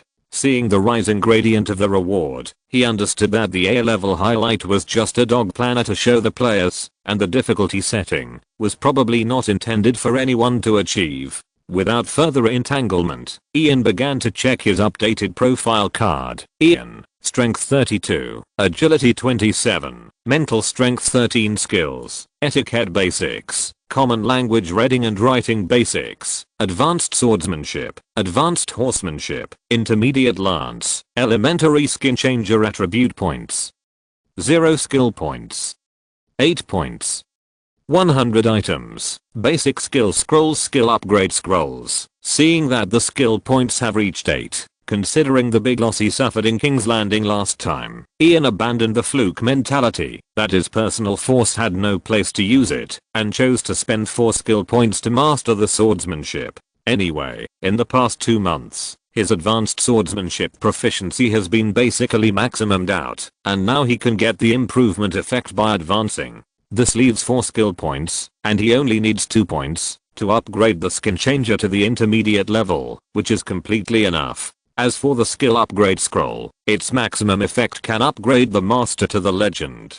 He does not have master level skills, and it would be a pure waste to use it now. By the way, Ian thought, summoned Annie again, and asked anxiously, can the skill upgrade scroll be used on NPCs? If this scroll is used on Keith, Wouldn't it be able to directly upgrade him to the Sword of the Hanging Sword? No, NPCs are all natives. They are not androids like players, and the system cannot modify their attributes and skills. What a pity. Ian muttered helplessly. If this can be used on NPCs, Keith alone with the Valyrian steel sword may be able to kill the Pseudotetras team, where the player and a pool is. After all, so far, the highest skill level of those who are close to the combat power ceiling that Ian has seen is only a master, and the power of the legend can be imagined. After learning that the scroll could not be used on NPCs, Ian closed the profile card and clicked into the points mall. Because his total points had now reached 100, he was qualified to preview the level 3 points mall. Level 3 mall, gold coin box, containing 2000 gold dragons. 10 points gold coin box, containing 10,000 gold dragons. 20 points. As expected, the price of gold dragons in the level 3 mall dropped again, and compared with the first 2 levels of malls, the discount was outrageous. However, it was still unattractive to Ian now. Looking back, Ian found that the goods in this level 3 mall were indeed much more than those in the first 2 levels. Valyrian steel dagger. 5 points Valyrian steel swift sword. 10 points Valyrian steel knight sword. 20 points Valyrian steel halfling sword. 30 points Valyrian steel greatsword. 50 points Valyrian steel plate armor. 200 points Koha black goat enchanted plate armor, the pinnacle of human enchantment technology under Valyrian steel, with a hardness of over 800 HV and a fracture toughness of 600 kilojoules per square meter. No weapon can break its defense, except the Valyrian steel sword. 10 points self-selected, in the area, S-level NPC. 30 points self-selected scroll of basic skills. 30 points, in general, compared with the first 2 levels of the mall, the things here are indeed much more attractive to players. Whether it is Valyrian steel weapons, black goat enchanted plate armor or S-level NPC, they are all purchasable. When Ian continued to look back, he found that in addition to the fixed columns, the 3rd level mall also has 4 random columns that are refreshed every month. The refresh date is the settlement day of each month. The goods in this issue are a magic book from Asshai, written in Asshai, who knows what it is. 5 points a magical obsidian, a product of an ancient ritual, no one knows what it is. 5 points a can of fish beamwood seed paste, a paste made by the children of the forest using fish beamwood seeds and other unknown things, which can improve a little mental power and awaken the green prophet talent in the blood. 30 points the remains of a deep diver, said to be helpful for the improvement of drowned god magic. 30 points, after skipping other options, the fish beamwood seed paste successfully attracted Ian's attention.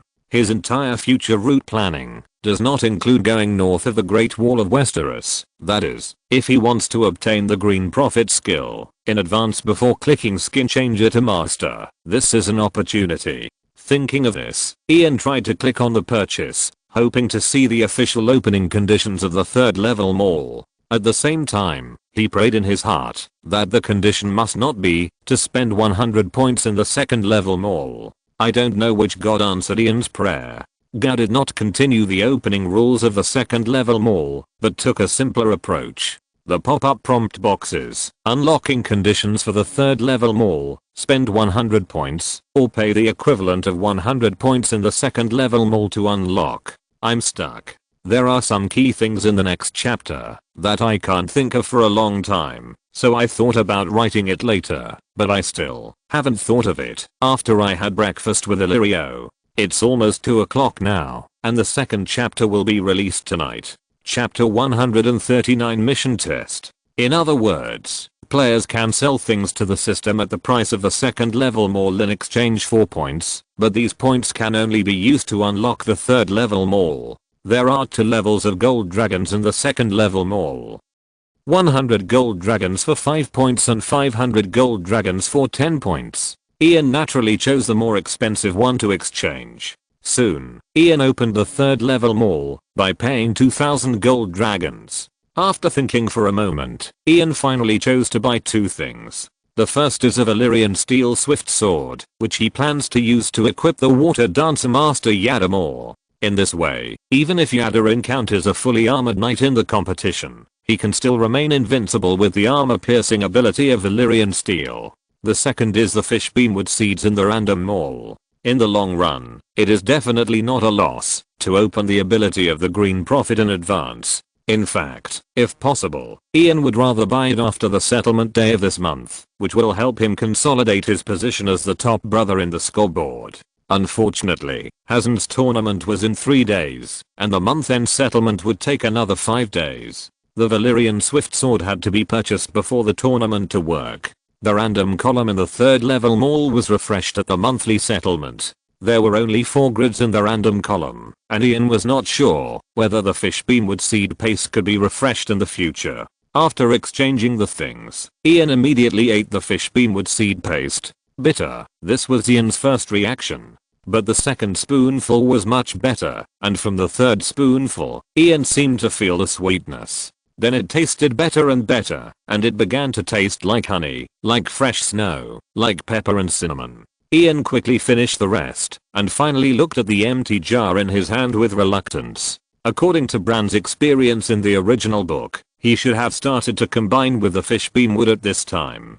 But unfortunately there was no fish beamwood here, and he did not have Bran's powerful Green Prophet talent. He ate this thing just to improve his mental strength and obtain the qualification to improve the Green Prophet skill. After sitting for a while, Ian did not feel any difference, so he logged into the system again and checked his information. Ian, strength 32, agility 27, mental strength 19, skills, etiquette basics, common language reading and writing basics, swordsmanship proficiency, horsemanship advanced, lance intermediate, Shapa changer elementary. Green Prophet basics attribute points. 0 skill points. 4 points. 60 items. Basic skill self-selected scrolls skill upgrade scrolls. Mental strength has increased by 6 points, and the Green Prophet basics have been obtained. These 30 points are well spent. It's a pity that this kind of improvement can only be one time, and drinking this thing in the future will not work. Moreover, now I only have 60 points left, which is not a good thing. Ian thought about it, and called in Luoa, who was on night watch outside. He planned to supplement his points through 2 optional tasks this month, and by the way, use the tasks to test the information related to the red-robed woman at the banquet today. In fact, the reason why Ian did not use up the 2 opportunities this month at the beginning of the month was to prepare for the unexpected need to confirm something. Originally, since the optional tasks would not modify the description information of the tasks, players could not use the tasks to obtain information. But after discovering the bug in the optional tasks that, if the root cause of the failure of the task does not exist, the task will be settled immediately, Ian also found a way to obtain information. The red-robed woman at the banquet was really too worrying. This did not mean that Ian wanted to get involved in things related to the red-robed woman. He just wanted to make sure that the red-robed woman would not cause him trouble. After all, the red-robed woman had such a close relationship with Prince Hazen's fiancé, and he would need to work very closely with Hazen later. If this mine was not eliminated, Ian would be somewhat uneasy. Thinking back to when he was in King's Landing, he suffered a great loss because of similar omissions. "My lord Earl, are you looking for me?" Luoa came to Ian and asked. If Luoa was not an NPC, Ian felt that he would definitely feel embarrassed at this moment. After all, the other party was watching how he changed from Sir Lucian Lannister to early in Derry. Yes, let's continue the test we did before. The content this time is. Ian told Luoa the script he had just thought of.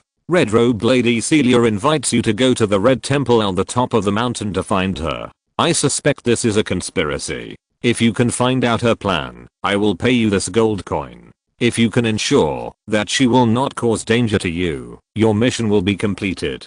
Luoa repeated. Ian did not pursue a higher difficulty this time. After all, even the task of defeat the Horse King or defend Pentus was only judged as medium. Before knowing more clear rules for determining the difficulty of optional tasks, it is no longer worthwhile to raise the theoretical difficulty. What Ian cares more about now is to confirm whether the red-robed lady really has plans against him, or whether she is hostile to him. According to the logic of the previous task of defeat the Horse King or defend Pentus, because the Horse King himself is not hostile to Pentus, the task is directly judged as completed. Similarly, if this task can be directly judged as completed, it means that the red-robed woman has no intention of dealing with him, and she is likely to have nothing to do with the player's forces. If the conclusion is the opposite, Ian will need to re-examine his cooperation with Prince Hassan on the issue of the tournament. After logging into the system, Ian saw the pop-up task box, discover the trigger task, thwart the red-robed woman's conspiracy. Task description: the red-robed woman Celia may be brewing a conspiracy against you. So Lua hopes that you can find out her purpose, or at least ensure that you will not be in danger because of her. Task reward: 1 gold dragon. Additional reward: unknown, accept. Consume 1 point. Complete optional task 5. Thwart the red-robed woman's conspiracy. Task difficulty rating: simple. Task reward: 1 gold dragon. Additional reward: 1 point. 1 attribute point. Phew. Seeing that the task was directly completed, Ian breathed a sigh of relief. It's good that the red-robed woman is not hostile. As for simple, seeing this difficulty judgment, Ian was inexplicably happy. Although this time I lost 2 points and 2 attribute points compared to the medium difficulty, it at least proves that the optional tasks are not only judged as medium difficulty. If I can get an easy one this time, then maybe I can find a way to get a difficult one in the future. Thinking of this, Ian began to list the information of the completed tasks one by one, trying to find more patterns. The truth about the death of the Black Falcon. Judgment difficulty: medium. Theoretical difficulty: difficult. Actual difficulty: difficult. The insider of the Valyria Chamber of Commerce. Judgment difficulty: medium. Theoretical difficulty: medium or difficult. Actual difficulty: none. Defending Pentus. Judgment difficulty: medium. Theoretical difficulty: extremely difficult. Actual difficulty: none. Frustrate the conspiracy of the red-robed woman. Judgment difficulty: easy. Theoretical difficulty: medium or difficult. Actual difficulty: none. First of all, the last 3 tasks were completed by myself using bugs, so the actual difficulty is 0, but their judgment difficulty is different. In other words, the judgment of task difficulty has nothing to do with the actual difficulty. In terms of theoretical difficulty, except for Illyrio's task, the difficulty of the other 3 tasks was lower than expected. Wait, Illyrio? Ian suddenly had a guess. Would the difficulty be related to the status of the task publisher? After all, Illyrio was the governor of trade, and the biggest difference between him and the other 2 task publishers, Night Roll and Mercenary Captain Dorian, was their status. Would the difference in the status of the publisher bring gains or losses to the determination of the difficulty of the task? Ian thought about it. Soon, Ian set his sights on the 2 tasks, Insider in the Chamber of Commerce and Red Robe Woman. Both of these tasks are fictitious, and the theoretical difficulty is the same. Even the latter is greater than the former, but the former is judged as medium, while the latter is judged as easy. This obviously proves Ian's thinking. In the end, the task test script that I came up with is still not very good. Is there any big guy who can provide some inspiration? The method is, take something as the key factor leading to task failure, and then write a script to complete the task. Whether the task is completed, you can know whether that thing exists. What kind of script can obtain more important information? Of course, just asking casually, the plot will not collapse. Chapter 140: Illyrio's Trump Card. Part 1. Moreover, the final difficulty of the other 2 tasks issued by the mercenary captains Dorian and Illyrio was also lower than the theoretical difficulty. Although the amount of reduction was different, the direction was correct. This also confirmed the speculation that the identity of the task publisher was too low, which would have a negative impact on the difficulty judgment. Could it be the upper limit? Ian suddenly thought. For example, there is a rule in the mechanism that tasks issued by people below the level of Knight can only be judged as medium at most. This explains why the difficulty of the tasks issued by Illyrio and Dorian was judged as medium. But this cannot explain why the task of Red Robe Woman was judged as simple. So there must be other factors affecting the judgment mechanism. Ian thought for a long time, but finally shook his head. In the absence of more samples, he could not make further judgments. The next test is still needed. But after determining that task publisher is an influencing factor, the next test cannot be completed by LUOR. He must find a task publisher with a higher status to increase the difficulty of the task. Of course, for those people, he can't directly order them to cooperate, so he can only find ways to guide and deceive them. Soon Ian had an idea that perhaps Prince Hazen would be a good experimental subject. The next morning, Ian was invited to a restaurant in Rogo's palace to have breakfast with Illyrio. "How was it, Ian? Did you sleep well last night?" Illyrio asked with a smile as he spread plum jam on the bread. He always seemed to have this expression, and you couldn't see joy or anger on his face. "Not very well, in fact," Ian chuckled. "I wanted to tell you about this last night. His Majesty Viserys was deceived by Hazen. He agreed to let the water dancer under Derry serve Hazen in the name of the Targaryen family. I'm worried that this will affect your neutral position in Pentos." Seeing Ian's worried look, Illyrio laughed. "You don't have to worry about that, I told you." Illyrio took a sip of wine, the amber liquid dripping down his greasy golden split beard. "When Oranto sent me away from Viserys in advance, I had already guessed what Hazen was up to." "Then why didn't you stop him?" Ian asked, puzzled. "He wasn't pretending, he really didn't know." "This involves my neutral position." Illyrio thought for a moment and asked back, "How do you understand my neutrality? Not participating in the dispute between the Volantis and Bravos parties?" Ian said according to the information he should have known. "That's the case on the surface, but in fact, the Volantis party is not important." Illyrio paused. "By the way, has Steward Mills told you before that my position is biased towards Bravos?" "No, but he should have expressed this meaning." "Then aren't you curious why I don't want to ally with Hazen?" "I'm sorry." Ian pretended to be stumped. "I haven't thought about these things. Does the party struggle in Pentos have anything to do with our cause of national restoration? Think of it as a learning experience, Ian. Sooner or later you will need these abilities in the future. Westeros is far larger and more complicated than Pentos. Didn't Viserys appoint you as his hand of the king last night?" There was an imperceptible sarcasm in Illyrio's expression. "As the hand of the king, you will need to know what everyone under you is thinking, perceive their intentions, balance their interests, and influence their positions. Only in this way can you manage a country well." "Yeah." Ian nodded, and he suddenly had an indescribable feeling in his heart. It was obvious that Illyrio really trusted me completely now and was still training me for the purpose of training the hand of the king for Aegon VI. But I was always thinking about how to plot against him. But what else could I do if I didn't plot? There was only one Iron Throne. In Illyrio's plan, Daenerys was to marry Aegon VI in the future and then take back Westeros together. Could it be that I really became their vassal? A real man was born between heaven and earth. How could he be depressed and live under someone else for a long time? Wait, that's not right. Illyrio couldn't have predicted that Viserys and Rogo would die, and his original plan would not be like this. So what was Illyrio's original plan? Have you figured it out? If you have, let's continue.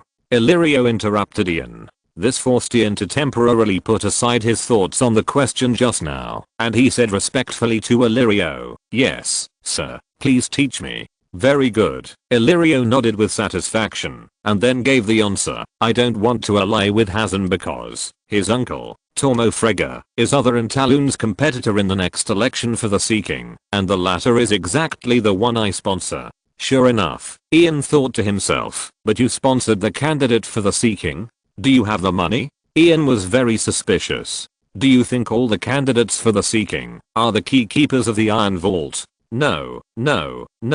Illyrio understood the doubt in Ian's eyes, so he waved his hands repeatedly. "Any citizen of Bravos is eligible to run for the Sea King. And General Other Antaloon, he was already my friend when he was still in a very bad state, just like our king. Although he is now one of the 3 commanders of the Purple Ship Fleet, he is still grateful to me." Fuck. Ian's heart skipped a beat. The commander of the Purple Ship Fleet. No wonder Illyrio dared to have ambitions for the entire Westeros. It turns out that he has such a big trump card in Bravos. If Illyrio's plan really goes well, Other Talon wins the election of the Sea King, Viserys gets the army of the Horse King, plus the Golden Company, the Dornishmen and other Westeros speculators. With such a force, even if Westeros does not break out into a civil war due to Littlefinger stirring up of the situation, they are enough to challenge Robert Baratheon's rule. You seem surprised. Illyrio interrupted Ian's thinking again. I see a bright future, Your Excellency the Governor. Ian said immediately. Don't be happy too soon, it's not that easy. Illyrio shook his head. Based on the current situation, the person most likely to win the next seeking election is Prince Hazen's uncle, Tormo Frege. The second place is a key keeper supported by the current seeking, and General Other and Talon can only be ranked third. Ian thought Illyrio was on the side of the current seeking, but he didn't expect that he would actually start a new camp and support the third person. So, if you were Other, facing two such strong opponents, what strategy would you adopt? Illyrio suddenly threw out a question. Ian knew that this was part of learning, but this question was too simple. I don't know. The third place should have a hard time winning, right? Ian shook his head, indicating that this question was too difficult. Think, Ian, think. Illyrio was not satisfied with this answer. Form an alliance with the second place and deal with the first place together? Ian thought for a while and gave the most traditional answer. Chapter 141 Illyrio's Trump Card, Part 2. That's a little true, Illyrio nodded, but that's not enough. In fact, General Other has always hidden his intentions very well, and until now he has not shown any intention of running for election. Therefore, the top two candidates are seeking his support, and his attitude is very ambiguous. Although he vaguely reveals the idea of supporting the second place, he leaves room for the first place to win over. Illyrio continued, I had the same relationship with Hazen before. He tried to win me over, but since he never succeeded, he seemed very dissatisfied with me. But in that case, why didn't you stop Prince Hazen yesterday? If Prince Hazen died in Pentis? Ian asked hurriedly. If Marion Frege's beloved son died in Pentis, and I once prevented a water dancer master from becoming Hazen's acting warrior, then in the eyes of the richest keykeeper of the Iron Bank, Hazen's death is my share. Illyrio interrupted Ian. Such a competition is simply an insignificant matter that happened in insignificant Pentis for the Seeking's palace. But for Marion Frege, this is her son's life. What is more important? After all, you are an old fox. I ignored this point. Ian sighed. But speaking of it, Illyrio seems to be unaware that the Seeking's palace has already instigated the two water dancers who fought on behalf of Hazen, and is preparing to use Hazen's death to formally declare war on the Frege family. I don't know what Illyrio's expression will be when he finds out that he has ruined the Seeking's palace's big event after the competition. Before doing anything, you must weigh the pros and cons. If the impact of what you do on the enemy is far less than the retaliation you may suffer, then you should not do it. Illyrio continued his teaching. I will remember this, sir. Ian certainly understood this truth, but he found that he sometimes lacked the sense of smell. That is, he might overlook something in the process of weighing. This sense of smell may need experience to make up for it. And Ambassador Oranto and I have a good personal relationship, Illyrio said again. He has always wanted to win me over to Marion Frege's camp. I wanted to take this opportunity to sell Oranto a favor yesterday, but I didn't expect Hazen to find a way to convince Viserys himself, and didn't give Oranto a chance to ask me. Unexpectedly, that was my hint to Hazen. Ian touched his nose. But no matter what, you will always offend the Volantis party by doing this? This still undermines your neutral position in Pentis. Ian suddenly wanted to take this opportunity to get more information about the internal strife in Pentis, so he raised a new question.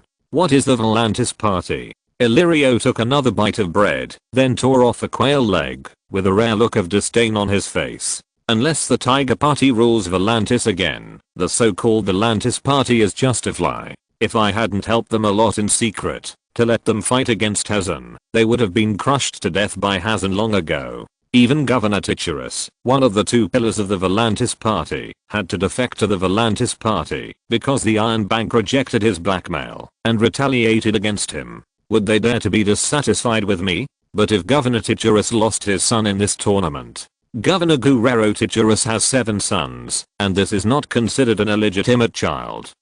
Ian suddenly wanted to laugh. Then since Suda Titcherus is so unimportant and the Volantis party is so weak, Why did Prince Hazen accept Suda's invitation to the tournament? He doesn't need to take the risk in person, right? Ian suddenly thought of a new question. Illyrio, who was eating, looked up at Ian and seemed a little surprised that Ian could think of this question. To be honest, I also had doubts at the beginning. Hazen is a very smooth person. He shouldn't agree to such an invitation. So I asked someone to investigate carefully for a long time. What's the conclusion? The conclusion involves a woman. Have you seen Hazen's fiancée Delafu? How do you feel about her? She is stunning. Ian thought for a while and said, this is the truth. This is the answer. My little mouse collected a lot of clues. In the end, I found that, since Hazen got together with Delafu, he always seemed irritable, and narrow-minded when it came to the issue of that woman. He was completely different from his usual self. In fact, this is also normal. No matter how terrible a man is, when the thing in his crotch takes control of his brain, he will become less understandable. This reminds me of a friend of mine. He doesn't have such troubles, so he is always so wise. The thing in the crotch took control of his brain. Ian inexplicably thought of his absurd idea last night. There are Illyrio's intelligence network and private soldiers in Pentus, and Khal Drogo's 40,000 roaring warriors outside. Moreover, the player Enderpodal has not been killed yet, and Ginny Tame has not been found yet. Under such circumstances, he actually came up with such an idea that the benefits are far lower than the risks. This is probably what Illyrio said, right? Do you have any other questions? Without you, sir, since everything is in your plan, I'm relieved. Ian complimented him without leaving any trace. This is a great result, because in this way, he can directly help Hazen openly in the future without having to make up a new excuse. Very good. I don't know why. Illyrio is more and more satisfied with Ian, but I called you here today. In fact, I don't want to discuss this issue with you. Why did your lord find me? It's impossible that he wants to adopt him as his adopted son, right? You have met Viserys. What do you think of him? Illyrio directly asked a question that was a bit treasonous for a minister. Your Majesty? Ian was stunned for a moment, then blurted out, the reincarnation of Aegon the Conqueror. Illyrio did not expect to get such an answer. He opened his mouth, closed it again, then blinked his eyes, trying hard to control the movements on his face. In the end, he couldn't help laughing out loud.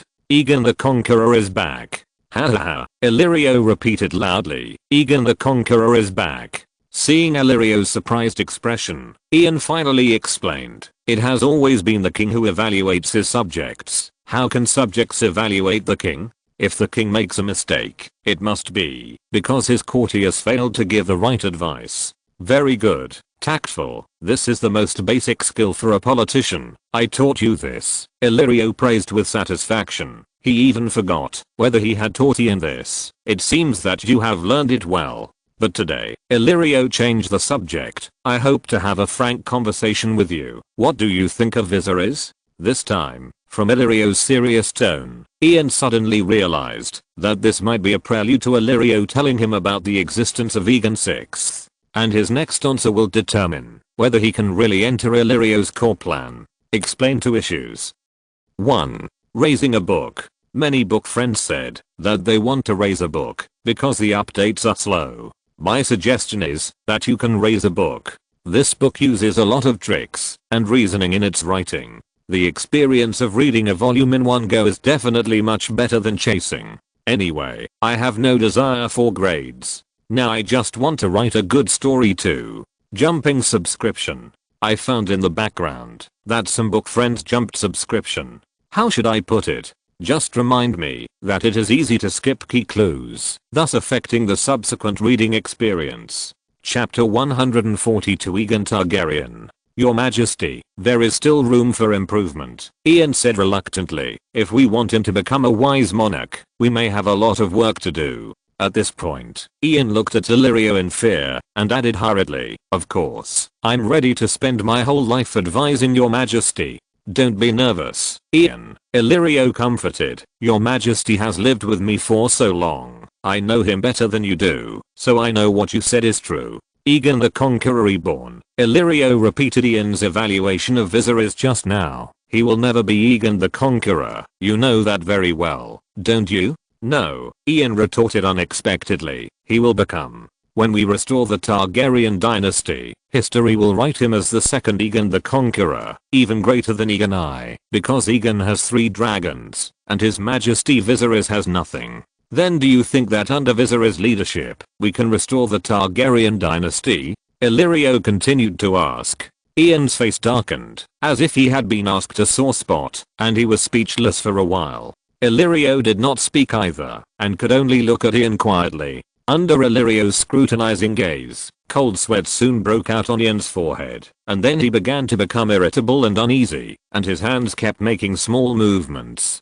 Finally, Ian put down the knife and fork in his hand, and met Illyrio's gaze. I don't know what's the point of you asking these questions, Ian said impatiently. If possible, I would certainly prefer to serve Prince Rhaegar, but we only have Viserys, right? Ian became more and more irritable as he spoke. I must be loyal to a king. If it's not a usurper, it can only be a Targaryen. The usurper killed my entire family.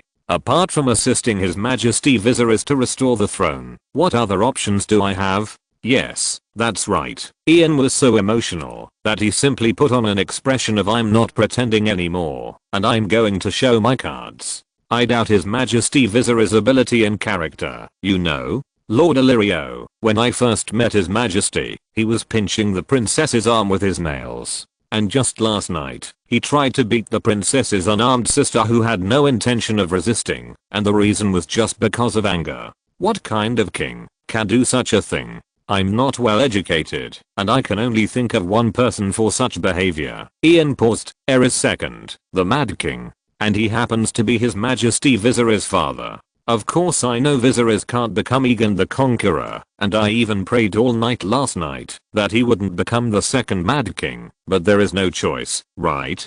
I want to take back Derry City. I want to revive House Derry. And as we all know, the Plowman can only fly again under the banner of a red dragon with a black background. And Viserys is the last true dragon. He's not. Illyrio interrupted Ian's roar softly. He is my only one. Ian stopped abruptly in the middle of his words. I didn't hear clearly. What did you say just now? Prince Rhaegar's son is still alive. Illyrio spoke again. Bang. Ian slammed his hands on the table, then stood up suddenly. Aegon. His name is also Aegon. Aegon Targaryen, the eldest son of Prince Rhaegar and Princess Elia Martell, and also their only son. Lie. Ian said bluntly. Prince Aegon was brutally killed in the nursery by Gregor Clegane, the Mountain, during the War of the Usurper. My father told me this story more than 10 times, and warned us never to forget this hatred. At that time, the one killed by the Lannister family's lackeys was just an ordinary farm baby, and the real Prince Aegon had been hidden by a loyal minister in advance. I'm sorry I can't tell you who he is now. Ian replied in his heart. I'm sorry I already knew who he was, and then Prince Aegon was sent to Essos, and raised by some people as loyal as you. How is he? Ian asked impatiently, and then seemed to realize that this was inappropriate, so he turned his face to the side, but the eyes that kept secretly glancing at Illyrio exposed his expectation for this answer. People say he is like Prince Rhaegar. He is as handsome, kind, and skilled in martial arts. I even think that in many aspects, he is even better than Prince Rhaegar. For example, in fulfilling his duties, he will not be as willful as Prince Rhaegar. He will be a perfect monarch. That's so damn willful. He eloped with Lyanna, the daughter of a duke and the fiancée of another duke, while he had a wife and children. Rhaegar's contribution to the fall of the Targaryen dynasty is no less than that of your father, the Mad King. Ian couldn't help but complain in his heart. But at the same time, his eyes were full of excitement, and a smile appeared on the corners of his mouth. Thank the 7 gods. Ian murmured inadvertently, and then as if he suddenly realized his own loss of composure, he refuted as if he was covering up something. But what can this change? Prince Rhaegar has not been crowned king. As the son of the Mad King, His Majesty Viserys' succession order is above Prince Aegon. Viserys is our legitimate king.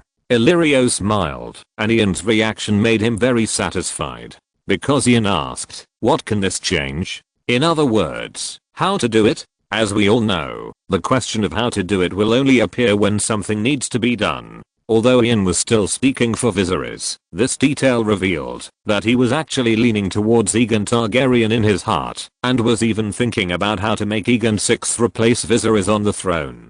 Of course, what Illyrio didn't know was that all the details of Ian's performance today had been rehearsed countless times, and he had been waiting for this moment for a long time. "Do you care about the so-called law?" Illyrio asked slowly. "Of course I don't. But the law is the law. A nephew cannot become king before his uncle. This is a rule since ancient times." Ian didn't seem to be so confident when he spoke. "But the law stipulates that, as long as the eldest son of the previous king is killed, and the kingslayer and the villains who eradicated his descendants are pardoned, you can become the new king." Illyrio took a sip of red wine slowly. "What are you talking about? This is ridiculous." Ian understood what Illyrio meant, but still played dumb. "Isn't this in your Westeros law?" "No way, sir."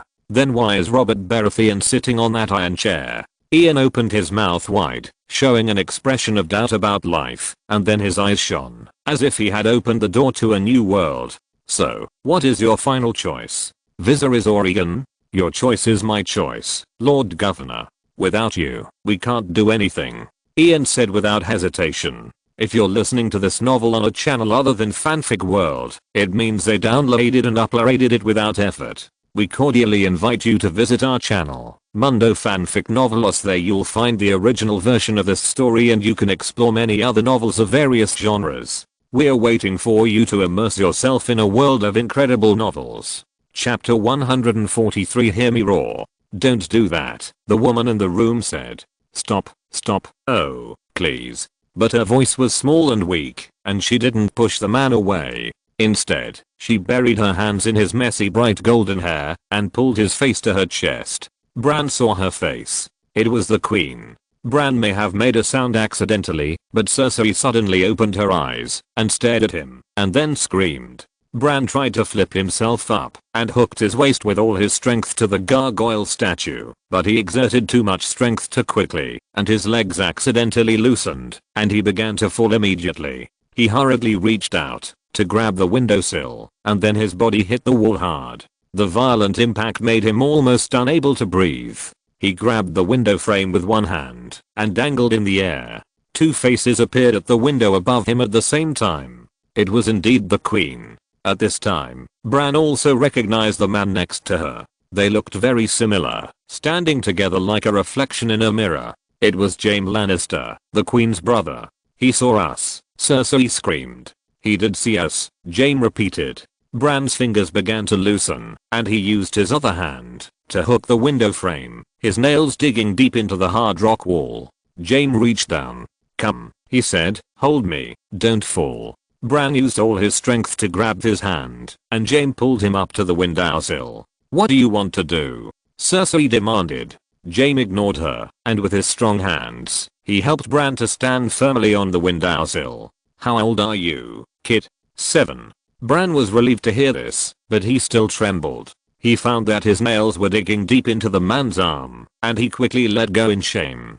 Jaime turned his head to look at Cersei. "Think about what I have done for love," he said reluctantly, and then pushed Bran out with force. Bran screamed and flew out of the window and fell into the air. This time there was nothing for him to hold on to, and the ground rushed towards him at a crazy speed. The next moment, a scream rang out from the bottom of the tower, like the howl of a desperate wolf. Catelyn Tully ran towards the direction where Bran was falling at the fastest speed she could, but it was not enough to catch him before he hit the ground. Bran fell to the ground less than 5 meters in front of Catelyn, and his life or death was unknown. At this time, Jaime, who heard the sound and looked over, happened to meet the eyes of the goblin's mother full of resentment. Behind her was the coach of Winterfell, Ser Roderick Castle, and a whole team of northern guards. "Run." Jaime had never been so panicked before, and the next moment he disappeared from the window. "Run." Cersei was puzzled. "Put on your clothes first, just anything will do," he explained to Cersei, while putting on his clothes quickly. "Eddard's wife saw me push his son down. We split up." "Why is she here?" Cersei said subconsciously at first, and then screamed. "Split up? You want to abandon me? If you still want to get out of Winterfell alive." Jaime picked up his sword. "You leave in another direction. Just pretend nothing happened." I'm the queen. What dare they do to me? Cersei took 2 steps forward and grabbed James' arm. If our business is discovered, do you think Robert will care that you are the queen? Jaime also held Cersei's hand. Catelyn only saw me. I can kill my way out, and this matter has nothing to do with you. No. Cersei held her hand tighter. She was too scared to think at this moment. Jaime was her only support. I won't let you leave. Damn it. Jaime was about to lose his temper because he could vaguely hear hurried footsteps downstairs. My dear sister. But he finally hugged Cersei and reminded her softly, think about Joff, Tommen and Myrcella. If Robert knew about us, what would he do to our children? Almost instantly, Cersei let go of Jaime's hand. Run. Take the stairs on the other side. You know my ability. I can fight my way out, and Winterfell can't hold me back. Jaime left the last words, then drew his sword and rushed towards the direction of Catelyn's guards going upstairs. Just when Jaime was halfway down the stairs, he met 8 northern guards who came to arrest him. He charged with a sword, like a lion entering a pack of wolves, and killed the leader of the enemy in a few moves, and then easily pierced a guard's chest and seriously injured another. Jaime's strength and ferocity scared the remaining guards to retreat again and again, and Jaime seized this opportunity to break through the guards' defense line and rush down the tower. Why? Jaime had just come to the ground when Catelyn's voice came into his ears. She squatted not far from Jaime, holding Bran's corpse in her hands. Why? Catelyn repeated. You came to Winterfell as guests, and we provided you with bread, salt and a warm stove. I don't think I have been inadequate in my hospitality, so why did you hurt my child? Catelyn's voice trembled, her eyes were bloodshot. Really? Why? What reason did he have to hurt Bran? Apart from the truth, Jaime couldn't even make up an excuse. So Jaime simply ignored Catelyn's questioning and rushed in the direction where there was no guard nearby. He had to attract everyone's attention so that Cersei could leave without being discovered. At the same time, he had to find a horse and rush out of Winterfell before the whole city was on alert. As long as he could return to Casterly Rock, the final result would not be too bad. Catelyn obviously noticed Jaime's intention. Catch him. Catch him quickly, she said to Ser Rodrik beside her. But your safety, madam. Ser Rodrik hesitated. Catch him. Don't let him get away. Catelyn insisted. You go and notify the patrol team to close the city gates and send more people over. Ser Rodrik ordered a guard, then waved to the other 2 guards beside him to follow him, and chased in the direction of Jaime's escape. Kingslayer, are you going to abandon your lover and escape like this? A voice came from behind, causing Jaime Lannister to pause. Lover? He turned around and looked at the source of the voice, only to find that Cersei was naked and held in the middle by several guards, walking towards Catelyn. Lady Catelyn, we found this queen in the room where the Kingslayer was just now. I think the Kingslayer probably killed Master Bran to silence him because he accidentally discovered their affair while climbing the wall. The leader of the new guards reported to Catelyn. Jaime couldn't hear what the man was saying. He just stared at the captured Cersei. She had clearly put on her clothes before he left. What's going on now? These bastards stripped her naked? How dare they? Jaime felt the blood in his body boiling and the lion's soul roaring. Kill them all. Jaime. Kill them all.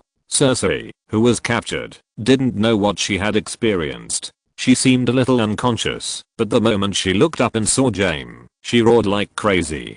Jaime completely stopped fleeing. His anger engulfed his reason, and he wanted to cut these bastards into pieces. Capture him. Seeing that Jaime was no longer fleeing, Ser Rodrik hurriedly gave orders. At this moment, he had the support of the guards who had captured the queen and the remnants of the soldiers who had come down from the tower. He had 20 soldiers at his disposal, but they only surrounded Jaime in the middle, and no one dared to face him. The next moment, Jaime roared and took the initiative to face the enemy, who were dozens of times his number. Lions roared in the crowd. Crows circled on the broken tower. Chapter 144, Summoning the Vassal. Why did you save me? Are you from the north? Jaime Lannister, half lying on the carriage, took the wine flask handed by Odysseus, took a big gulp from his mouth, and then coughed violently. North in the north, Sir Jaime, I'm a freeman. Odysseus took out a piece of dried meat from his backpack and put it in his mouth to chew. Wildlings. Why would wildlings appear in Winterfell? Freeman, Odysseus corrected, but did not answer James' question. Perhaps you should respect me a little. I saved you, sir. Well, respected Freeman, why did you save me? James coughed twice, then spat out a mouthful of bloody phlegm. Damn it, a dignified Kingslayer would actually ask such a question. I saved your life, sir. Odysseus had a faint smile on his face. When I send you back to Casterly Rock, Lord Tywin will thank me with gold equal to your weight. Back to Casterly Rock. Ahem. James suddenly became a little excited. No. He raised his voice. My sister is still in Winterfell. Ah. He tried to get up, but because of pulling the wound, he let out a low scream. I have to save her. I have to save them. Them? Which them? Odysseus pretended to be puzzled. It's just. James paused, then as if he suddenly realized something, he looked at Odysseus with hope. You can get me out of Winterfell. You can definitely help me save my sister and the others, right? James tried to get up again, but still failed. He was too seriously injured, and it was difficult for him to even move. Otherwise, he would not have let the wildlings take him away from Winterfell, away from his beloved Cersei and the children. Don't move. Odysseus saw that the sloppy bandage on James' body began to bleed again, and he couldn't help but remind him, if you still want to live, help me. James didn't care about it at all, as long as you can save my sister and my nephew. At this point, he made up his mind, and gave up covering up. My children, I swear to give you the largest castle in the West, make you the most prominent earl, and your family will. Free people will never kneel, sir. Odysseus interrupted James, and it's too late. What do you mean it's too late? James asked in surprise, and at the same time, turned his head and looked around, but found that there were no pursuers. After the hunting team returned to Winterfell, Robert Baratheon had already listened to Catelyn's statement, and beat the queen to death. Odysseus stopped. It's not true. James shook his head, not daring to believe it, and not willing to believe it. It's not true. You've been with me since you escaped from Winterfell. How could you know what happened in the city? My eagle can see everything, sir. Odysseus replied. You want me to believe that you can do magic? James felt amused, but couldn't laugh. And now, Robert has picked up his sword, and is walking towards his wheelhouse, and Lord Eddard is trying desperately to stop him. Odysseus didn't answer, but continued to introduce the situation in Winterfell. Joff, Myrcella, Tommen. Although James still didn't believe in the existence of magic, his face was instantly pale when he heard this. Stop, are you crazy? The Kingslayer ran away, and you took it out on the children? Eddard Stark caught up with Robert. It was too easy. Eddard was still as strong as he was in the past, with light steps, but Robert Baratheon, the former first warrior of the Seven Kingdoms, the dragon slayer who hammered Prince Rhaegar to death on the banks of the Trident, was now fat as a bull. He had just killed a woman who had no power to fight back, but he was already sweating profusely. Vendolf? Damn it. Oh. But Robert's voice was still amazing, and one could still vaguely hear the momentum of his shouting. Rhaegar, I will tear you into pieces on the banks of the Trident. Isn't what Cat said obvious enough? Robert roared. Those three bastards should not appear in this world. Lysa wrote a letter to you for help, saying that her adoptive father was murdered by them because he discovered the secret of the Lannisters. And now everything is revealed. It was this adulterous couple. It was their secret. Don't forget, Arryn is also your adoptive father. I have sent all my cavalry to hunt down the Kingslayer, and I will kill him with my own hands if you give me this honor. But the child is innocent. And just at breakfast today, they still called you father. Eddard didn't know that his exhortation at this moment was completely adding fuel to the fire in Robert's ears. Innocent? Ned, you always have those damn mercy. When that bastard Jaime pushed your Bran down the stairs, did you ever think that the child was innocent? Being touched in the sore spot, Eddard's face turned ugly, but he still stood in front of Robert. Don't hurt the child, Eddard said firmly. Robert stared at Eddard for a full 3 minutes. Go to hell, Ned, I'm your king. Robert finally lowered his sword. Why are you always right? Perhaps Robert himself didn't know that deep in his heart he actually longed to be stopped by Eddard. After all, it was his child. Although Joffrey and Cersei were as annoying, Myrcella and Tommen were obedient and good children. They were his children. They used to be. if your cavalry catches Jaime and sends him to me, I will kill him with my own hands. Lord Tywin will probably not let it go. Eddard reminded. I'm the one who will not give up. Robert snorted coldly. If your cavalry fails to capture Jaime, then let your maester send a message to Casterly Rock, asking Tywin Lannister to hand over Jaime. Otherwise I will destroy Casterly Rock. Lord Tywin will never hand over his only. Eddard wanted to say his only son, but suddenly remembered the figure of a dwarf, so he changed his words. His eldest son heir. So a war is inevitable, and we need to gather the lords of the country now. Then do it all at once. Send letters to Reveron, Highgarden and Sunspear. Send letters to my 2 brothers, and the Eyrie. Yes, I bet Lysa will be eager to let the Knights of the Vale avenge Lorda in. Go, Master Luwin. Eddard said to the Maester of Winterfell. My seal master is in Winterfell. You can get the royal seal from him. Robert added. Yes, your majesty. Luwin bowed slightly to Robert, then looked at Eddard. My lord. Then he left quickly.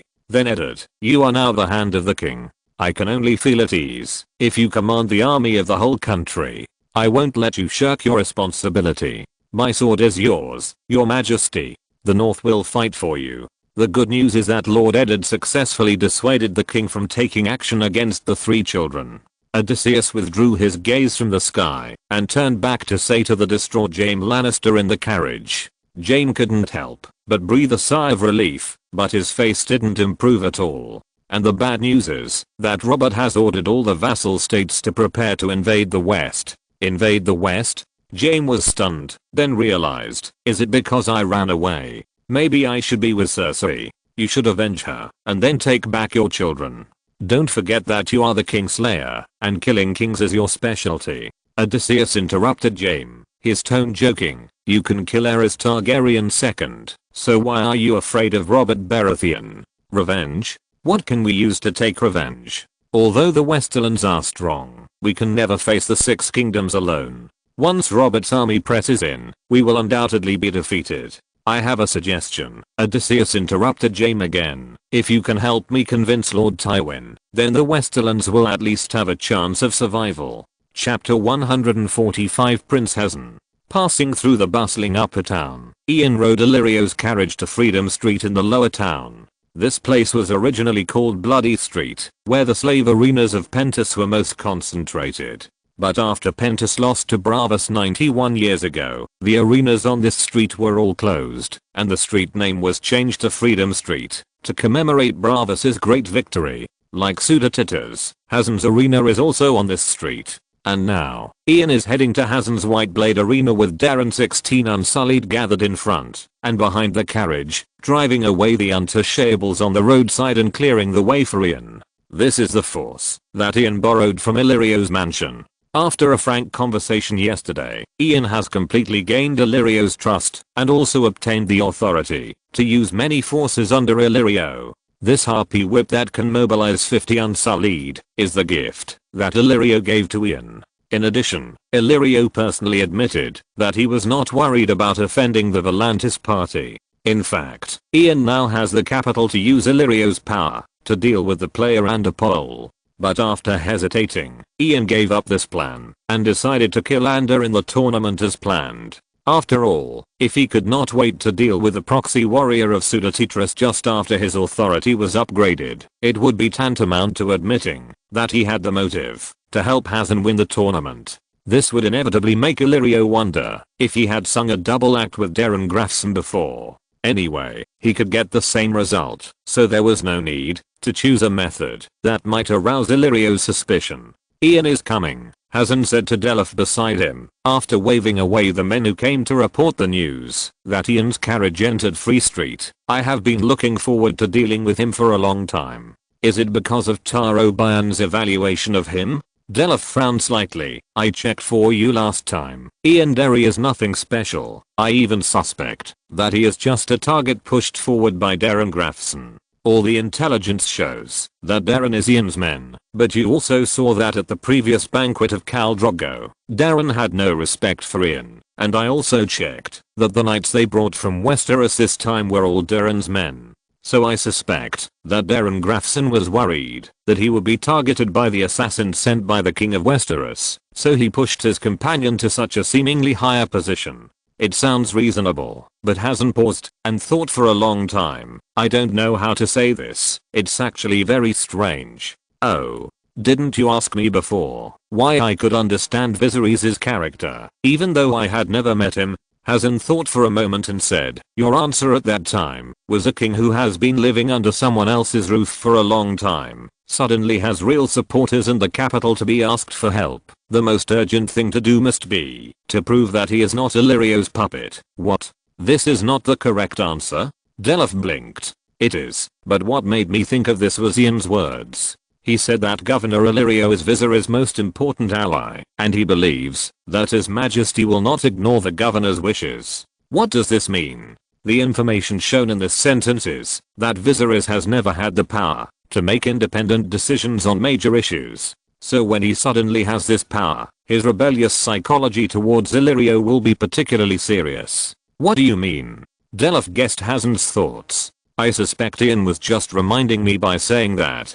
But this sentence was not abrupt in the situation at that time, and it didn't seem to be said deliberately. And if Darren Grafson hadn't suddenly attacked him, then the whole conversation that followed would not have happened. You can't say that the whole scene at that time was arranged by him, right? At this point, Delph was suddenly stunned and said uncertainly, is it possible? It's hard to say. He doesn't give me the feeling that he is acting. And if that's the case, what is his purpose? What's the benefit for him to help me? Maybe he has his eyes on your chrysanthemum? Delph wanted to make a joke, but she knew that she must not offend Hazen when he was thinking seriously. Maybe the Iron Bank talked to him? After all, your mother. Delph made a more reasonable guess. Her suspicion was not unreasonable, because countless experiences in the past have proved that Hazen's success is always paved by his mother's gold coins. If that's the case, he should let me know that he is helping me. Hazen shook his head. Perhaps you will know the answer later. Darren said he has something important to tell us. This is exactly why I'm looking forward to meeting him. If Darren is really just his puppet, then making such a person our friend will bring a very positive effect to our plan. Hazen said, as if he remembered something. By the way, did you ask Celia what she said to Ian at Drogo's banquet that day? She is also very interested in that Andal night, just like you. She originally wanted to invite Ian to the Red Temple on the top of the mountain, and then pull him into our camp, but now it seems unnecessary. According to what you said, this Sir Ian wanted to help you. As he was talking, the men who had just come to the door of Hazen's room again. They are here. We are here. Luo pulled open the curtain from the outside. After letting Darren get off the car, Ian also got off the car. The White Blade Arena is a plain looking building, and the wooden door seems to be a little old. Luo stepped forward and knocked on the door. The one who opened the door was a eunuch. Ian recognized him from his shrill voice and round figure. At this moment, Ian was wearing Janozo Derry's White King's good plate armor. Its workmanship was indeed top notch. Although it was slightly dented by the attack of the spear hammer, Ian could not find a substitute in Pentus that could surpass it in quality. The Unsullied were stationed outside the door, and Ian and others followed the fat eunuch into the arena. They passed through an empty corridor, and then went underground along the spiral staircase. The tallow lamps hanging on the walls of the stairs flickered with flickering flames, casting the slender shadows of several people on the ground, stretching them slenderly, and extending into the shadows without light. Walking on the stone steps, the echo of footsteps echoed in the narrow space. At a certain moment, Ian seemed to see a fishing net flying on him again, and then a ferocious golden robe smashed the spear hammer at him. He was in a trance for a while, and shook his head violently to get rid of these images, only to find that what he had just seen was his own shadow cast on the wall by the light of the oil lamp. Because of the wind, the flame on the torch was swaying, and the shadow on the wall was also floating with it.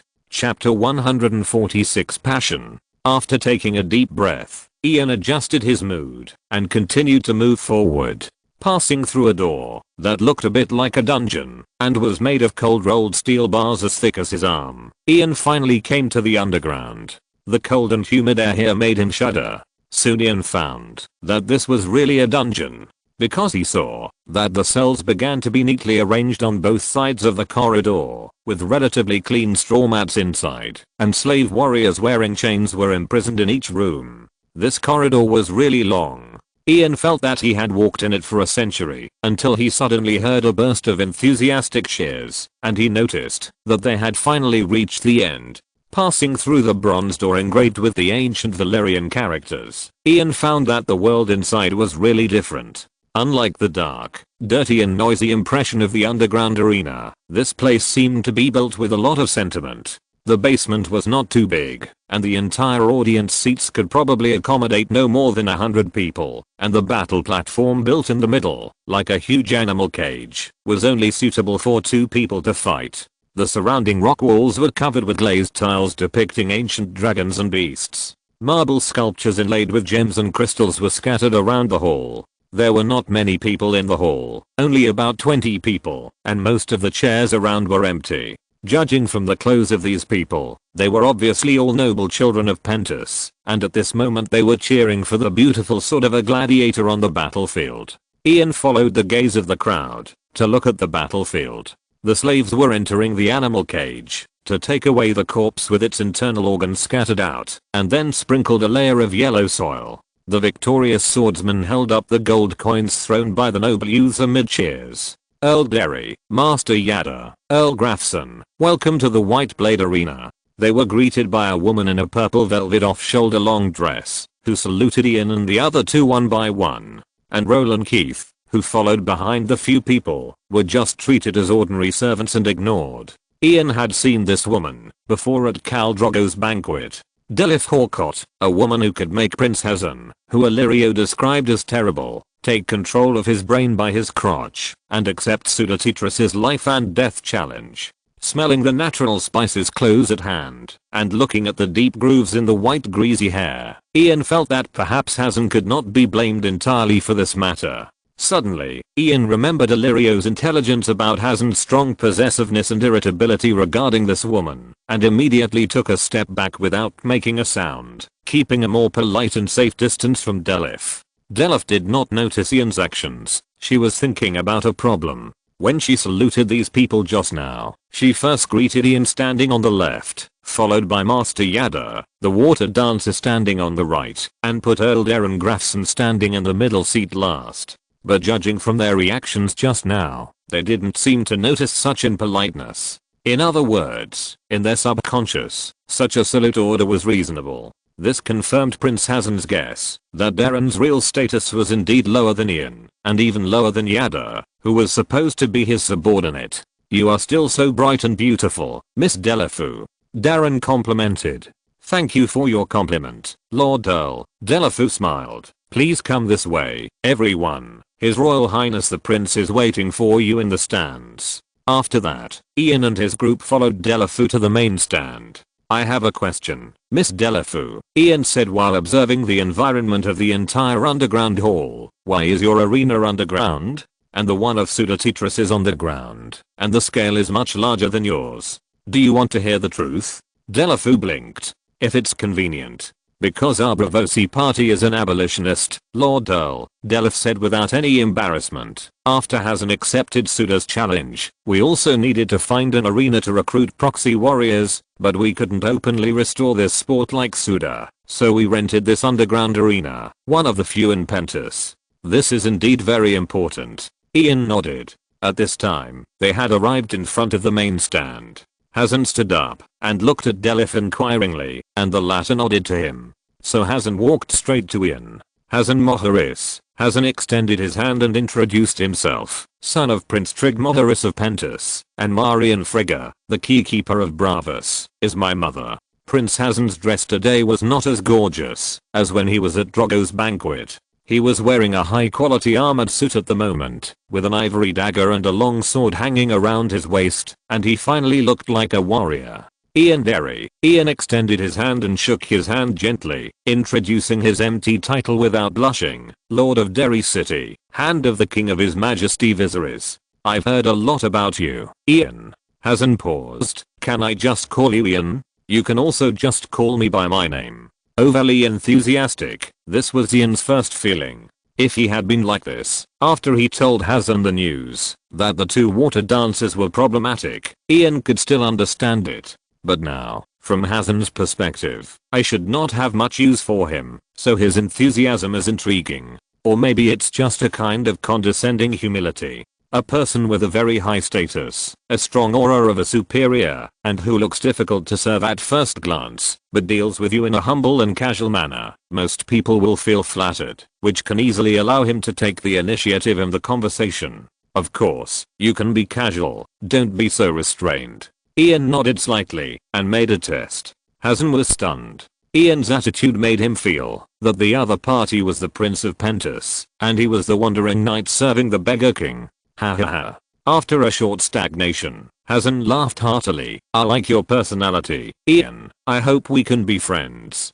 Just a joke. Ian smiled and lowered his posture again. It is my honor to be friends with your highness. Please feel free to sit down. Hasan made a gesture of invitation and guided Ian and the others to sit on the main stand, then clapped his hands and asked the servants to bring the red wine. After Ian took it, he just pretended to take a sip and put the glass aside. The next match is about to begin. Hasan also sat down next to Ian. We have recruited a lot of powerful warriors, you know, this time Suda, and I have offered very high rewards, very high. Look at the guy wearing the Arak. He used to be a Dothraki cow. He was sold as a slave after being defeated and was bought by me, and the short black man next to him using a hand axe is the king of mercenaries from the Summer Islands. In short, please tell His Majesty Viserys that I'm sure to win this tournament. For him, choosing to help me is definitely an opportunity to make the Targaryen family name shine again. Your Highness, perhaps you remembered it wrongly, Ian said calmly. It is Earl Graveson's job to assess your chances of winning. You should tell him this. We thought we were already friends, Ian. Hasan sighed, then met Ian's eyes. From the moment you offered me help at Drogo's banquet, I recognized your friendship, and everyone who knows me knows that I have always been sincere and generous to my friends. So, Hasan slowed down his tone and asked almost word by word, are you my friend? Chapter 147 Friends. This is actually asking me if I directed and acted everything at the banquet. Ian was only a little surprised that Hasan could guess everything. After all, Illyrio's previous evaluation of this person was terrible. It might not be easy for others to discover Ian's intentions, but as the person who was reminded, it was normal for Hasan to have such doubts. The only thing that surprised Ian was that Hasan chose to ask the question in such a direct way, as if he was sure that this was the truth. I said, it is my honor to be friends with your highness. Ian admitted that his original purpose was to make friends with Hasan, and it was impossible to hide this. I once advised Governor Illyrio to make a choice. Ian continued, choose your uncle. Hasan suddenly lost his composure just now, stared at Ian, and asked in surprise, Governor Illyrio even told you all this? Your Excellency trusts me very much. Ian replied with a smile. How did Lord Illyrio respond to you? Hasan asked. Unfortunately, I failed to convince him. He is very cautious, and both he and the commander prefer to remain neutral. This is Lord Illyrio's character. Hasan nodded in agreement. He would only doubt it if Ian said he had succeeded. I have made overtures to him many times, but he has never given a positive response. So, I created an opportunity for you, an opportunity to actually cooperate with the governor. Whether His Majesty Viserys admits it or not, from the outside world's perspective, his will and Lord Illyrio's are one, and our help to you, in the eyes of the Sea King's palace, is Lord Illyrio's help to you. So why do you want to help me? You are a knight from Westeros, okay. Earl, Hasan corrected, you have only been in Pentus for less than 2 months, and we have never had any intersection before. But as we all know, your uncle Tormo Frega has the greatest chance of winning the next Sea King election. With the support of that commander, the next Sea King will lose suspense. Ian laughed. Then your highness, tell me, what reason do I have not to stand on the side of the winner? Of course, Hasan didn't know that Ian had played with him in time. Ian only learned about the details of the Bravos faction struggle after Drogo's banquet, but he used this inside information to make up a more perfect excuse for his previous behavior. At the same time, he also painted a huge pie for Hasan to help him get the support of Illyrio and the commander of the Purple Ship Fleet behind Illyrio. With such huge interests as a guide, he will have enough say in front of Hazen. Unfortunately, after hearing such great news, the first reaction in Hazen's eyes was not excitement, but an extremely complicated, more like a weird thing. My uncle will not let you and Governor Illyrio down. Hazen's emotion was only fleeting, and the next moment he showed an excited smile. Ian, if you can really help me convince Lord Illyrio, I will owe you a huge favor. Well, this guy doesn't believe that I can convince Illyrio at all. Ian laughed in his heart. Then I think, before I help you convince Lord Illyrio, you already owe me a huge favor. Ian said while looking around. Now there are only 4 people in the main stand, Hazen, Delph and Aaron. It is quite far from other stands, and it is basically impossible to be heard when talking. And this is underground. There are no birds and beasts around, and even because the ground is clean, there are no rats. I don't know what you mean. The Sea King's palace has instigated your 2 water dancers to rebel, and decided to let them rebel to Suda's side on the spot during the official competition. Ian announced this heavy news. How did you know? Hazen was surprised not by the news itself, but by the fact that Ian also knew about it. You already knew about it? Ian asked. This. Hazen hesitated for a moment, then nodded. I did get the news. Shit. How is that possible? Ian couldn't help but feel absurd. It stands to reason that Suda couldn't be so stupid as to leak out such crucial news easily, right? Or is there a traitor in the core circle of the Volantis party? Don't feel sorry. Hazen seemed to have noticed Ian's disappointment. In any case, your willingness to tell me such important information proves your sincerity, Ian. As a friend, even if I don't really owe you any favor, as long as you can use me, just ask. At most you owe me a favor. He said and laughed. Ian could feel his sincerity. At least he was sincere when he said this. Unless his acting skills have been perfected to the point where they can be compared with his own.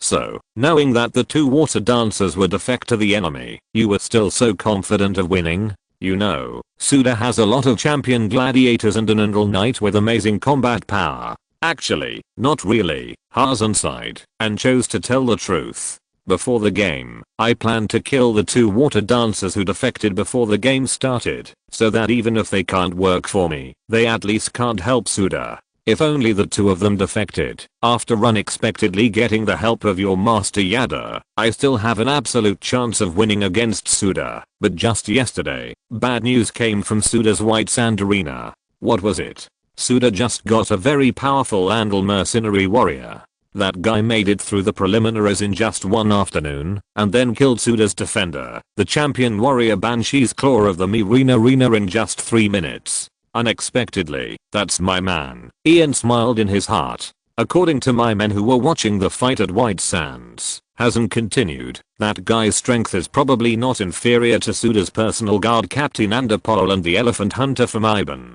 With the loss of 2 water dancers, our chances of winning are actually only 50% now. Ian breathed a sigh of relief. First, Hazen could say that his chances of winning were not enough without worrying that he would give up his plan to let Yada fight for him. That would put him in a desperate situation, which shows that he really recognized his friend. Second, if Hazen's chances of winning were not enough, he would still have a chance to sell him a favor. I suddenly have an idea, Hazen, Ian said, about the 2 water dancers. Oh. Do you think we can find a poison that can delay the onset of the poison and let the 2 water dancers drink it, and then after the competition begins, when they fight on behalf of Suda, the drug will take effect? Can it be played like this? Hazen's eyes widened, as if he had opened the door to a new world. He then quickly looked at Delph beside him. Does this poison exist? Grey mushroom powder, Your Highness. The toxicity of this poison will take effect after 6 hours, and the symptoms include diarrhea, dehydration, vomiting and severe abdominal pain. If it occurs on the battlefield of the competition. Delph did not finish her words, but the meaning was self-evident. Hazen became excited and kissed Delph directly, then stood up and hugged Ian. You have helped a lot, Ian. I don't know how to thank you. Not only that, I will also recommend some proxy warriors to you, Ian said, pointing to Keith standing in the stands. One of them is my sworn knight Sir Keith. This was the first time Ian mentioned Keith's real name. He is the most powerful knight I have ever seen. Even Master Yada, the water dancer, does not think he is his opponent. It was Ian's impromptu decision to raise the stakes in the competition. One is to further ensure the chances of winning the competition. The second is because he felt that Hazen's personality was very suitable for deep friendship. If a break between him and Illyrio is inevitable in the future, then Hazen's friendship will become the biggest card in his hand. Chapter 148, Terrace. In the backyard of Magister Illyrio's house, Daenerys was enjoying her leisure time after lunch alone. She half sat on a lounge chair, letting the sun shine all over her body. This was her only remaining free time. In a few days, she would marry Khal Drogo, and then follow his KLSA to the distant Vys Dothrak to meet the Doshkaline, an organization composed of all the widows of the deceased Khals who govern Vys Dothrak, and ask for the prophecy of war. Vys Dothrak is farther away than the easternmost free trade city of Koha, and it is across the Dothraki Sea. It is said that it is a grassland. As for why it is called the sea, Daenerys does not know. She only knows that it will be a very long journey. Then Drogo will give his brother an army, and he can go home, right? He will take back the 7 kingdoms and his father's Iron Throne. But what about me? She couldn't help asking herself. Although she always forced herself not to think about this question would still appear in her mind again and again. What about me? Viserys had never mentioned it, and Illyrio would not speak of it. But Daenerys knew what it meant to marry the Horse Lord. She would never return home. The home she had heard Viserys talk about for as long as she could remember. The home she had never seen. The Black Fortress on Dragonstone, built with lost Valyrian masonry. The Red Castle on the coast of King's Landing, with the terrible dragon skull beneath it. The 7 kingdoms and the people who were suffering under the usurper. A husband she did not know, and a people she did not know. She had overheard the maidens at Illyrio's house talking about how a Dothraki Khal would share everything with his bloodridders, including his wives, except horses. Daenerys could not understand. How could a horse compare to a wife? She was just afraid. I'm the blood of the dragon, and dragons do not fear, Dany whispered to herself. I'm the blood of the dragon, she repeated. Unfortunately, fear will not be dispelled by this. Suddenly, she seemed to hear some sound. First a sound of footsteps, and then the iron door was pushed open. Ian. Daenerys saw the person coming, and screamed with joy in her tone. Ian also saw the Targaryen princess in the courtyard. She was wearing a velvet dress with gold and silver thread edges, revealing her shoulders and collarbones, and half-covered meal lace on her chest. The waist was gathered, and the cut was completely close-fitting. Your Highness. Ian bowed slightly and greeted politely. After leaving Hazen in the morning, he returned to Illyrio's mansion, and planned to trick Jorah into participating in Hazen's assessment. Unexpectedly, he ran into Daenerys here. Have you seen said Jorah? I need to talk to him. Ian was not in a hurry to show his favor in front of Dany. After all, there was still a long time to go. Well, Daenerys nodded. He was just here, and now he should go over there. Dany pointed to a small door. There is a large terrace behind it, from which you can see the whole city of Pentos. Thank you. Ian bowed and said goodbye. Then he had just taken a few steps when Daenerys trotted after him. My Lord Earl, do you really think my brother can lead you to take back the throne? Ian turned around in surprise. He really didn't expect this question to come from Daenerys' mouth at this age. Your Highness? You? I'm sorry, my lord. Daenerys seemed to realize that she shouldn't say such a thing, but after hesitating for a moment, she still said it. After all, she wanted to say this at Drogo's banquet. I just want to remind you that Viserys is a very selfish, cold and violent person. He may be smiling at you the moment before, and he may order your head to be chopped off the next moment. Please be careful when serving him. After saying this outrageous words, Daenerys lifted the hem of her skirt and ran away quickly. Cut off my head? He is surrounded by my people, and he will be grateful if I don't cut him off. However, she must have struggled a lot in her heart to say this reminder. It seems that the good impression she had before was not in vain. Raising an eyebrow, Ian hummed a little tune and walked through the courtyard and walked into the moss-covered small door that Dany pointed to. Behind the door was a small path up the mountain, paved with bluestone slabs, making the whole journey not as steep as it looked. On both sides of the road were lush forests, with oaks, pines and camphor trees mixed in, with lush branches and leaves. Under the trees were dense shrubs, and smokeberry vines lingered on them. Ian took Roll and Keith all the way up, and it took a full half an hour to reach the top of the mountain. Ian couldn't help but sigh at the hugeness of Valyrio's mansion, and was shocked by his wealth and the power it showed. After Ian climbed onto the large terrace, he saw several servants in Illyrio's mansion and Jorah Mormont, who was sitting on a lounge chair and polishing his sword. He was not wearing armor, and was still wearing the dark green wool sweater embroidered with a standing black bear. It was obvious that he was very confident in the security conditions in Illyrio's mansion. The first time Ian and his friends walked onto the terrace, Jorah noticed the arrival of the three people, and he cast a vigilant and puzzled look at the group of uninvited guests. "Hello again, my lord." Ian walked up to Jorah. "I'm not a lord, not since the moment I left Bear Island," Jorah said coldly. "What? His Majesty did not give you a new title? Your Majesty, ha ha ha ha, title, ha ha ha ha."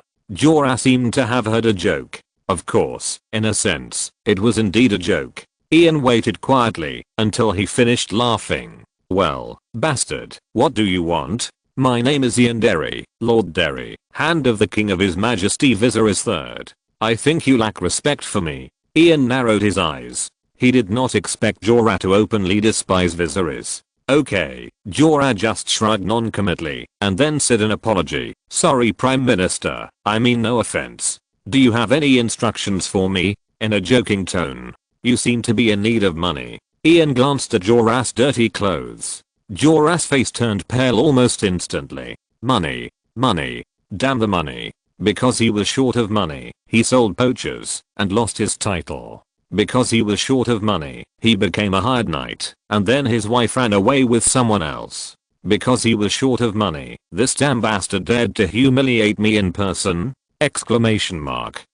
"I will make you pay the price. I can provide you with an opportunity to make money." Ian pretended not to see Jorah's expression and said to himself, "Prince Hazen of Pentos has offered a high price of 1,000 gold dragons per person to recruit people who will fight for him in a tournament the day after tomorrow. In this tournament, His Majesty Viserys has already stood on the side of Prince Hazen. I just want to ask you, are you interested in fighting in the name of the Targaryen family? 1,000 gold dragons?" The murderous intent on Jorah's face disappeared instantly. If 1,000 gold dragons were in Astapor, they could have bought most of 100 unsullied soldiers, and I only need to fight for that prince once. Each side of the tournament has 7 participants, and it's a one-on-one battle. After a game, the winner can temporarily leave the field to rest, but needs to participate in subsequent tournaments until all the people on one side are killed in the battle. Ian paused after the introduction. "If you are willing, you can go to the trials with me tonight, but you may not be qualified.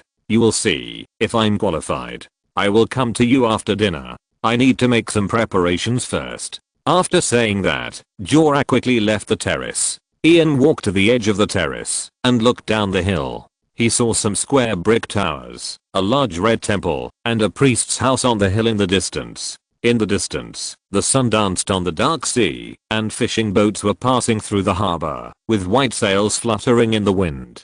Chapter 149. Do you want a wife? Darren Grafson has gone to the Arena of Blades again, and this time he brought Jorah Mormont with him. Ender Podol said to his allies, "It looks like he really intends to get rid of me in the subsequent tournament." Jorah is only a half-baked warrior. His most glorious achievements were twice when he took advantage of the armor, whether it was killing Drogo's Bloodridders or killing the last enemy in the great arena of Meereen. Belts shook his head. However, he changed his tone and said, if he really has the strength in the TV series, even if he took advantage of the armor, it would be tricky enough. That was the first time that Daenerys reconvened the arena, after banning gladiatorial sports for a long time. At that time, all the strongest gladiators in Meereen were sent to that game. Jorah's championship can be said to be much more valuable than the championships of your teammates this time. Maybe we should arrange for the elephant hunter to deal with him? That Ibanez is born with extraordinary strength. Both shields and armor are as brittle as paper in front of him. Ender Podol thought for a while and said, what if Jorah goes on the field very early? The elephant hunter is our trump card. If he is exposed, what if Darren arranges a water dancer master to deal with him in the next round? And like I said, it's still unknown whether Jorah is a half bucket of water. It's such a waste to let the elephant hunter deal with him. Damn it, I didn't expect that Darren would get involved in this matter, giving Hazen 2 more good players. Otherwise, we would be sure to win, just by relying on the rebellion of the 2 water dancers. Now we are still sure to win, Bell said without comment. Don't forget the swordsman we recruited yesterday. His swordsmanship is so beautiful, and his ability to use a dagger is also great. The 2 weapons can be switched seamlessly. Banshee Claw thought he was about to win, but he didn't expect the mercenary to suddenly stab the dagger into the gap of his visor. I didn't even see how the guy completed the move. Speaking of which, Bell suddenly asked, how confident do you think you are against that mercenary? If we fight on our first meeting, I have less than 50% chance. He is too treacherous and slippery, and he has a lot of experience in dealing with fully armored knights. But after seeing him fight, I have about 80% chance. Don't forget that my strength has exceeded 50, and my agility is almost 40, plus my own strength in my previous life. Of course I know your strength, otherwise I wouldn't give you all the bonus points I have received so far. I hope you won't let me down. Don't worry, brother, and Apol nodded. We will win. By the way, how is the investigation of Janitami? Except for the time he appeared in the Red Temple, there are no more clues.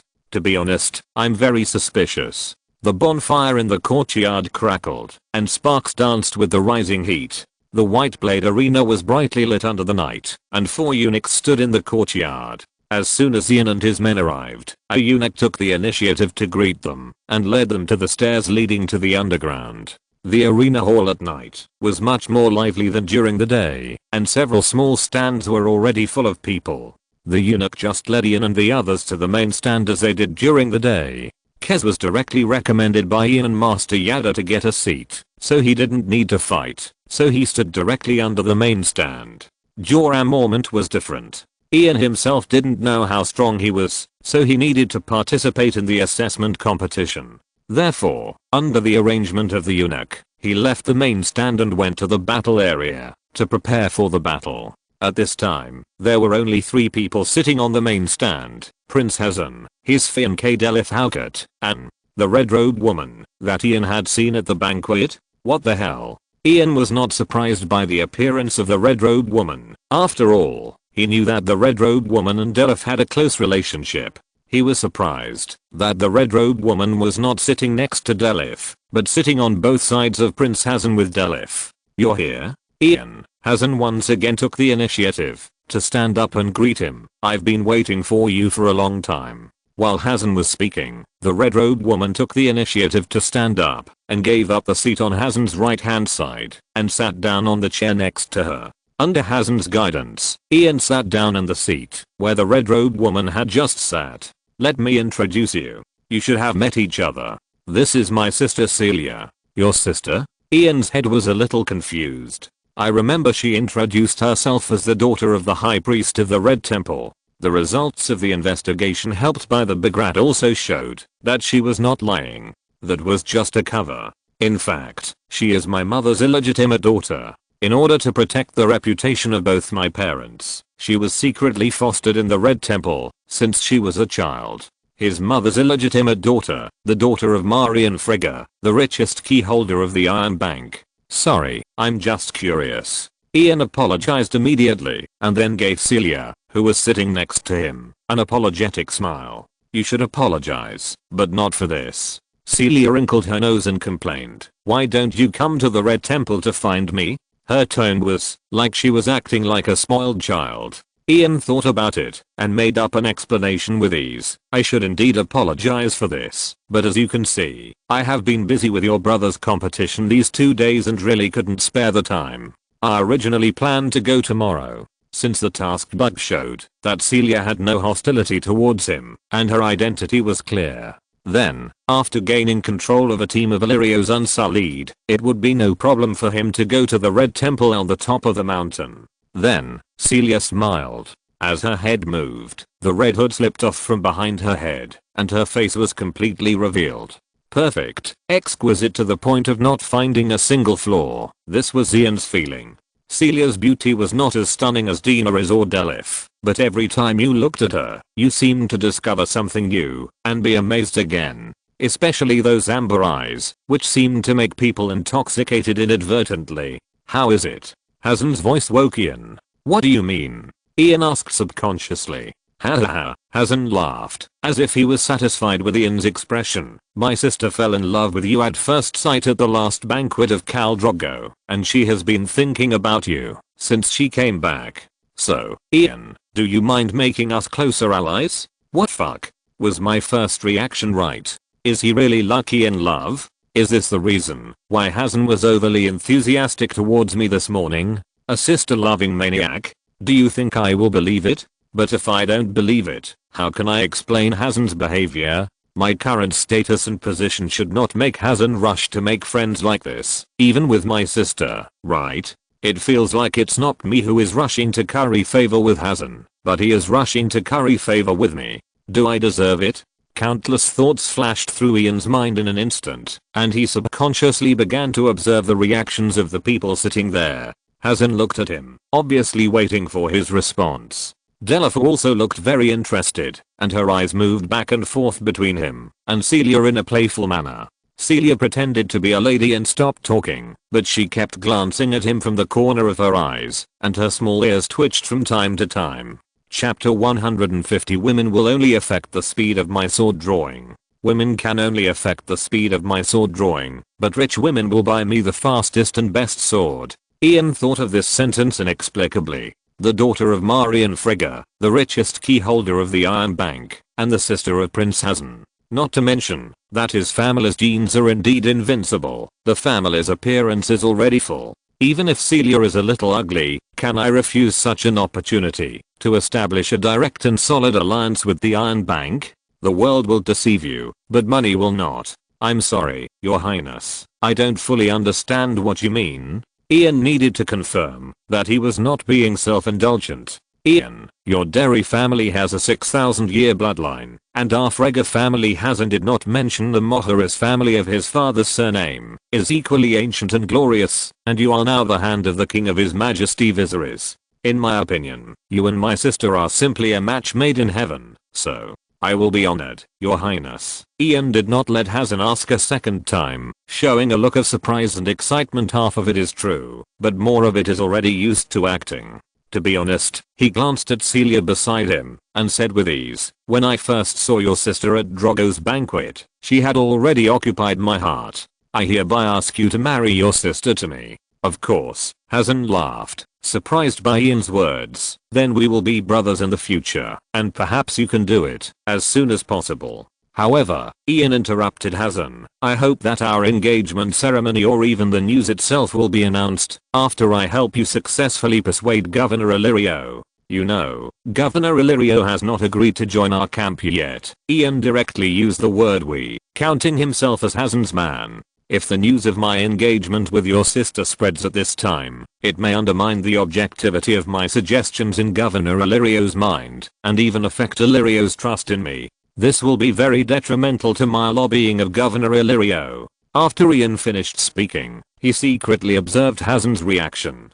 This is what Ian is most worried about. He expected to break up with Illyrio after taking the Slavers Bay, not now. Even if he wants to break up earlier, he should at least wait until he leaves Pentus with the Horse King and his men. Only then can he be considered to be out of Illyrio's influence. After listening to Ian's proposal, Hazen obviously hesitated for a moment, and then nodded in agreement. You are right, Ian, I overlooked this point. We really can't announce this news now. He didn't want to win over Illyrio at all. Ian suddenly had such a feeling. Hazen's hesitation just now, and his performance when he proposed to him in the morning that he could help him persuade Governor Illyrio to join his camp all show this point. But how is this possible? I will convince Lord Illyrio as soon as possible. Ian made a new test, and he assured Hazen, I believe this will not make your sister wait too long. This is your freedom, Ian. Hazen agreed without objection. He actually agreed? How could it be? Ian frowned. Suddenly, he saw Jorah walk to the preparation area under the arena. Look, Jorah is on the field. "Enjoy his fight, your highness." He took the opportunity to temporarily stop the conversation. Hazen looked at the arena. The previous battle decided life and death. The winner secured the qualification to participate, while the challenger left his life on the field. The slaves in the arena went on the field as usual, dragged the bodies on the sand, cleaned up the internal organs and broken limbs scattered on the ground, and then spread a thick layer of yellow sand on them to cover the traces of blood. With the referee's horn, Jorah and his opponent walked onto the arena. At this time, Jorah Mormont put on his iconic composite plate armor. He held the sword with both hands. The tip of the sword pointed at his opponent, and his arms were at the same height as his shoulders. His opponent was a typical slave warrior, dark-skinned, short and fierce, only as tall as Jorah's chest, but his footsteps were quite flexible, so that Jorah did not dare to attack him easily. The slave warrior held a steel hatchet in one hand and a round wooden shield in the other. The two men spun around the edge of the arena, trying to find a flaw in their opponent. Ian watched the match, while thinking about Hazen's abnormalities.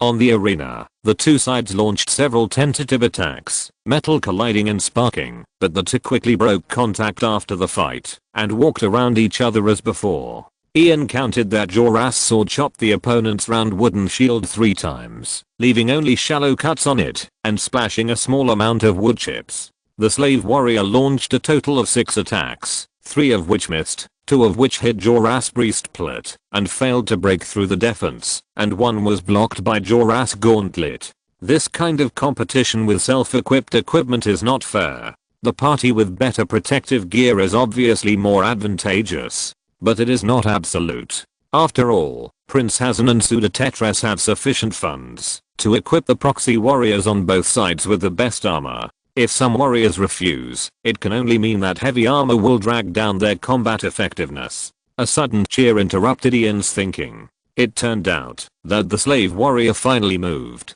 He rushed towards Jorah and faced Jorah's iron sword. Then, at the moment when the two weapons were about to touch, he lowered his waist and slid on his back. The slave warrior let out a low war cry, dodged Jorah's sword that was chopped at his head, lowered his body, and slid suddenly on the yellow sand on the ground, and chopped the short axe in his hand between Jorah's legs. Jorah's reaction was very fast. Just as the opponent slid down, he had already raised his knees and pushed the opponent's jaw with the steel shin guard. When the two sides collided, the slave warrior was immediately knocked away. His broken teeth fell to the ground, and a few sticky blood threads were pulled out of his mouth. His insidious axe, because of the sudden heavy blow, deviated from the target and hit Jorah's skirt armor, and the hand axe was stuck on the ground. The slave warrior had just climbed up, and had no time to shake off the yellow sand on his bloody face when Jorah's sword came in front of him. He had to grab a handful of yellow sand and throw it at Jorah. Taking advantage of the moment, when Jorah turned his head to avoid, the slave warrior jumped up and pounced on Jorah's feet, hugged his legs, and pulled with all his strength. Jorah, who was wearing heavy armor, fell to the ground with a bang. The collision between the armor and the ground made a clang, and then splashed a burst of yellow sand. "It's a despicable way of fighting," Prince Hazen said to Ian sideways. "Many knights in Westeros will sneer at this, but it can bring victory." "No, Jorah is not a knight either." Ian shook his head. Jorah's strength surprised him. It seems that the plot of the Meween Arena in the TV version is not nonsense. Sure enough, when the slave warrior took advantage of Jorah's fall and pounced on him, trying to insert the dagger into the gap between his throat guard and shoulder armor to kill him, Jorah slammed his head with an iron helmet into the slave warrior's face, instantly breaking his nose. Then, taking advantage of the opportunity when the other party could not open his eyes, he used his knee to push the other party's lower body. Jorah flipped him to the ground and hit him hard in the face with his iron-gloved hands. Suddenly, the slave warrior's face was beaten bloody and his facial features could not be distinguished. Dark red blood slid down his cheeks and fell to the ground. After confirming that the other party had temporarily lost the ability to resist, Jorah stood up and stepped on the slave warrior's right hand holding the dagger. There was a sound of broken finger bones that only the slave warrior himself could hear. Then Jorah took the dagger from his hand and cut his throat mercilessly. The next moment, the whole arena burst into cheers. End of this chapter. Thank you very much for reaching the end. Don't forget to like. Looking for more exclusive content and immediate access? Subscribe to our Patreon. Remember, every like, subscription, or donation encourages us to continue. Thanks to everyone. See you in the next video.